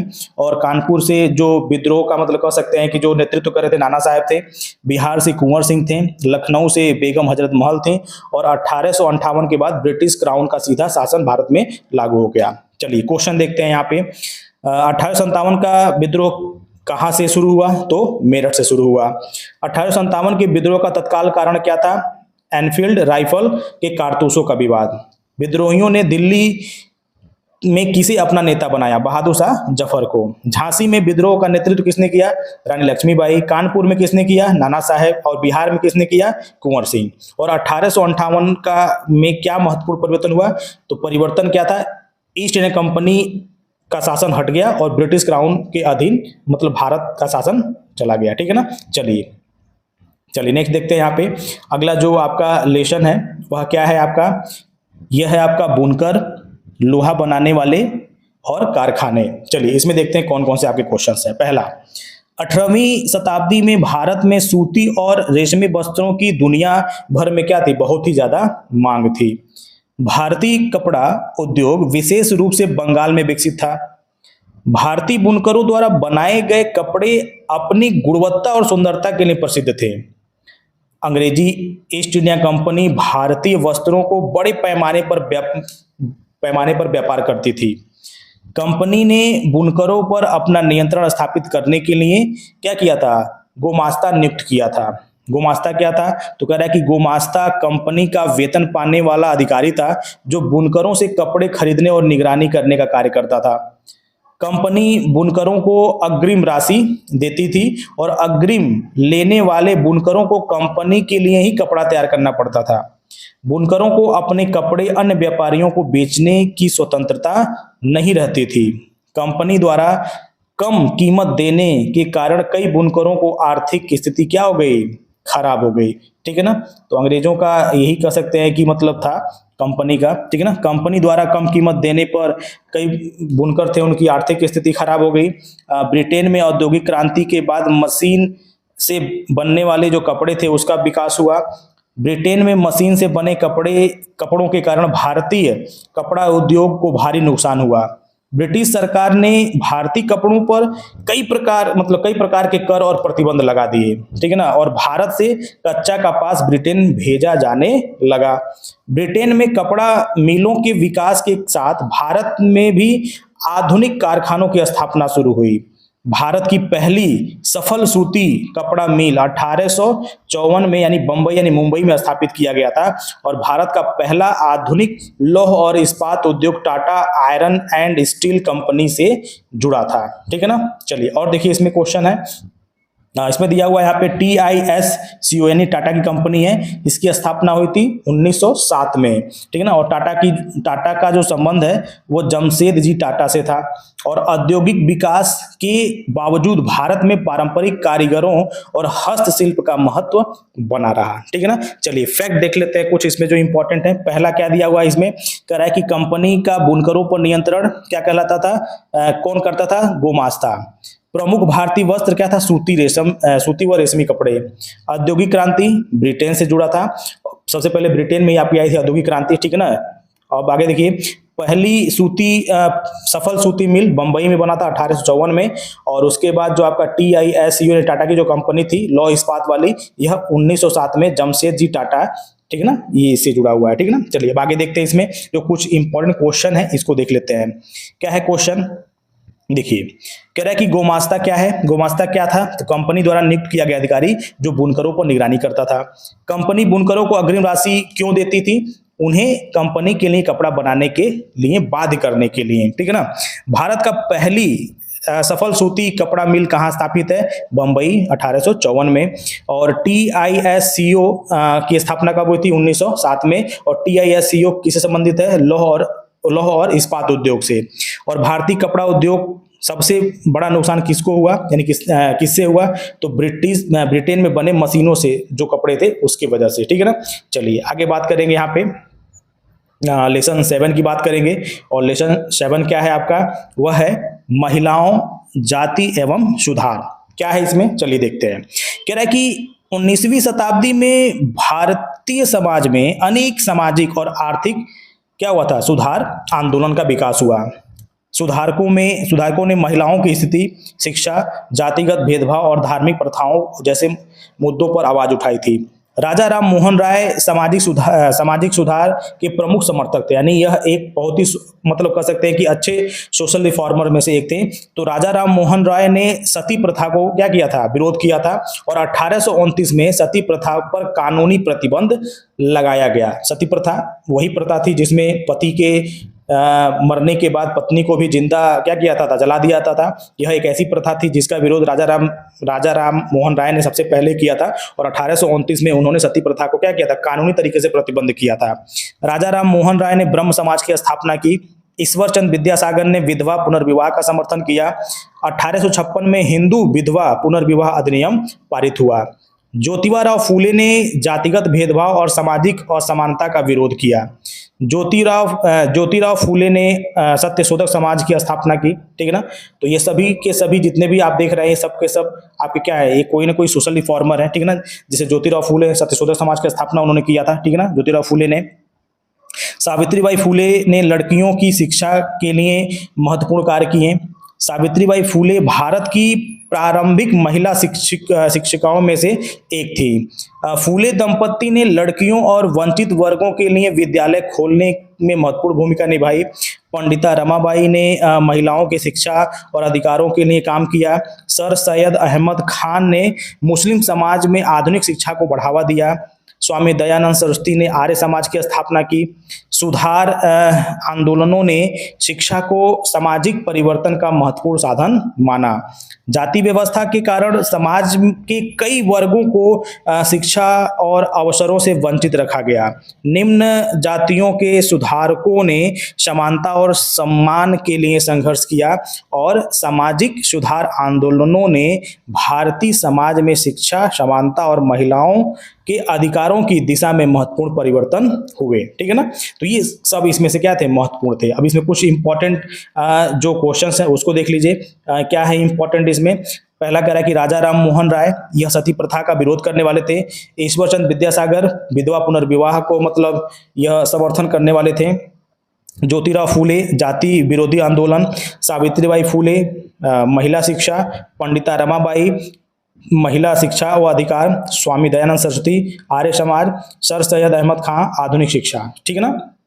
चलिए कुछ क्वेश्चंस देख लीजिए इसमें जो कि काफी इंपॉर्टेंट्स हैं। क्या है, सती प्रथा का विरोध किसने किया, राजा राम मोहन राय ने। सती प्रथा पर प्रतिबंध कब लगा, 1829 में। विधवा पुनर्विवाह के समर्थक कौन थे, ईश्वर चंद्र विद्यासागर। विधवा पुनर्विवाह अधिनियम कब पारित हुआ था, 1856 में। सत्यशोधक समाज की स्थापना किसने की, ज्योतिराव फूले ने। लड़कियों की शिक्षा के लिए किसने महत्वपूर्ण कार्य किया, सावित्रीबाई फूले ने। आर्य समाज की स्थापना किसने की, स्वामी दयानंद सरस्वती ने, ठीक है ना। तो ये कुछ इंपॉर्टेंट आपके क्या थे, यहाँ से क्वेश्चन थे। अब यहाँ पे हम बात करेंगे आपका जो लेसन है 8 है, ठीक है ना। चलिए देखते हैं लेसन 8 क्या है। लेसन 8 है आपका राष्ट्रीय आंदोलन का निर्माण 1870 के दशक से 1947 तक। चलिए देखिए, कह रहा है कि 19वीं शताब्दी के उत्तरार्ध में भारत में राष्ट्रीय चेतना का विकास हुआ, मतलब तेजी से हुआ। भारतीयों ने अंग्रेजी शासन की आर्थिक और राजनीतिक नीतियों का विरोध किया। भारतीय राष्ट्रीय कांग्रेस आईएनसी की स्थापना 1885 में हुई। कांग्रेस के गठन में ए.ओ. ह्यूम की महत्वपूर्ण भूमिका थी। कांग्रेस का पहला अधिवेशन बंबई यानी मुंबई में हुआ। कांग्रेस के पहले अध्यक्ष W.C. बनर्जी थे, और प्रारंभिक जो कह सकते हैं कि यहाँ पर कह रहा ना कि प्रारंभिक कांग्रेस नेताओं को उदारवादी कहा जाता था। उदारवादी नेता संवैधानिक और शांतिपूर्ण तरीके से अपनी मांग रखते थे। बाल गंगाधर तिलक, लाला लाजपत राय और बिपिन चंद्र पाल उग्र राष्ट्रवादी नेताओं में से मतलब प्रमुख थे, यानी गरम दल के थे। इन तीनों को लाल बाल पाल के नाम से जाना जाता था। किसको, बाल गंगाधर तिलक को बाल के नाम से, लाला लाजपत राय को लाल के नाम से और बिपिन चंद्र पाल को पाल के नाम से, नहीं लाल बाल पाल के नाम से इन तीनों लोगों को जाना जाता था। ये उग्र राष्ट्रवादी नेताओं में से एक थे, यानी गरम दल के नेता थे। ठीक है ना। चलिए अगला इसमें काफी इंपॉर्टेंट है, सब के सब पॉइंट्स इंपॉर्टेंट है इसमें। देखिए कह रहा है कि 1905 में बंगाल का विभाजन लॉर्ड कर्जन ने किया। बंगाल विभाजन के विरोध में स्वदेशी और बहिष्कार आंदोलन शुरू हुआ। स्वदेशी आंदोलन के से मतलब स्वदेशी आंदोलन में भारतीय वस्तुओं का उपयोग पर जोर दिया गया था और 1906 में मुस्लिम लीग की स्थापना हुई थी। महात्मा गांधी 1915 ईस्वी में दक्षिण अफ्रीका से भारत लौटे। गांधी जी के ने सत्याग्रह और अहिंसा को स्वतंत्रता आंदोलन का प्रमुख हथियार बनाया। 1917 में चंपारण सत्याग्रह गांधी जी के भारत में शुरुआती आंदोलन में से एक था और 1919 का जो रॉलेट एक्ट बिना मुकदमे के गिरफ्तारी की अनुमति देता था। 13 अप्रैल 1919 को जलियांवाला बाग हत्याकांड हुआ और 1920-22 का जो असहयोग आंदोलन गांधी जी के नेतृत्व में चलाया गया था।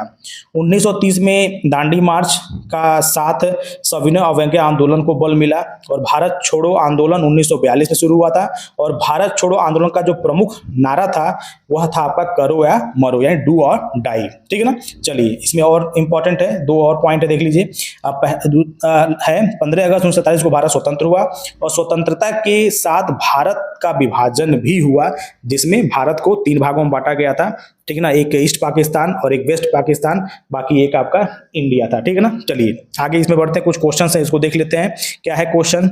भारतीय राष्ट्रीय कांग्रेस की स्थापना हुई थी 1885 में। बंगाल विभाजन 1905 में लॉर्ड कर्जन ने किया था।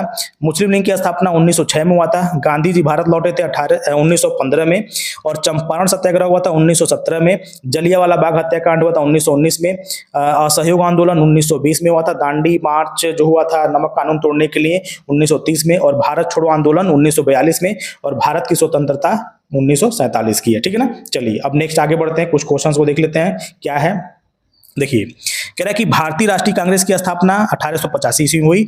भारतीय कांग्रेस का प्रथम अध्यक्ष कौन थे? डब्ल्यू.सी. बनर्जी। और बंगाल विभाजन 1905 में हुआ था। जलियांवाला बाग हत्याकांड 13 अप्रैल 1919 को। दांडी मार्च कब हुआ था? 1930 में। भारत छोड़ो आंदोलन कब शुरू हुआ था? 1942 में। और भारत स्वतंत्र कब हुआ था? 15 अगस्त 1947 में। ठीक है ना। ये कुछ इंपॉर्टेंट प्रश्न है इस लेसन से। चलिए अब लास्ट लेसन जो है आपका एनसीईआरटी का क्लास ईयर्थ का ये, और वह है आपका स्वतंत्रता के बाद भारत। ठीक है ना। स्वतंत्रता के बाद भारत कैसा था, ठीक है ना, किस तरह के चैलेंजेस थे उसके सामने। देखिए कह रहा है कि भारत 15 अगस्त 1947 को स्वतंत्र हुआ। स्वतंत्रता के साथ भारत का विभाजन भी हुआ।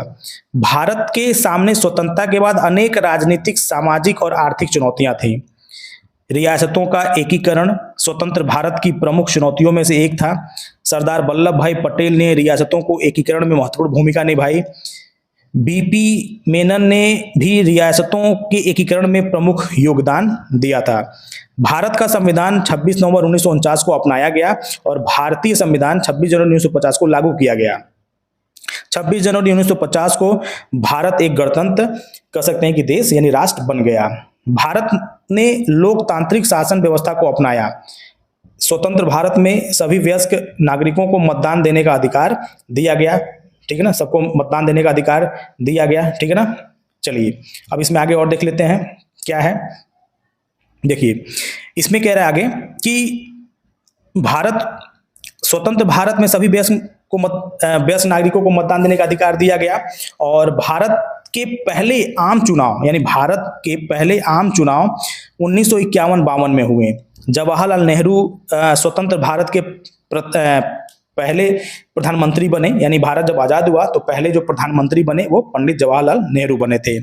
भारत में राज्यों के पुनर्गठन की मुख्य कह सकते हैं कि जो विशेषता थी वो भाषाई आधार पर उठी थी और 1956 का जो राज्य पुनर्गठन अधिनियम राज्यों के पुनर्गठन में महत्वपूर्ण था। स्वतंत्रता के बाद भारत ने आर्थिक विकास के लिए पंचवर्षीय योजनाएं शुरू की। भारत ने कृषि, उद्योग और वैज्ञानिक विकास पर जोर दिया।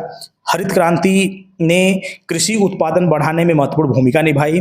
भारत ने लोकतंत्र, धर्मनिरपेक्ष और समानता के सिद्धांत को महत्व दिया।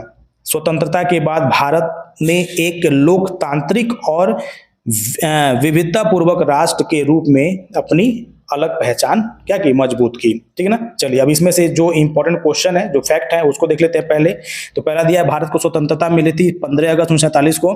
संविधान को अपनाया गया था 26 नवंबर 1949 को और लागू किया गया था 26 जनवरी 1950 को।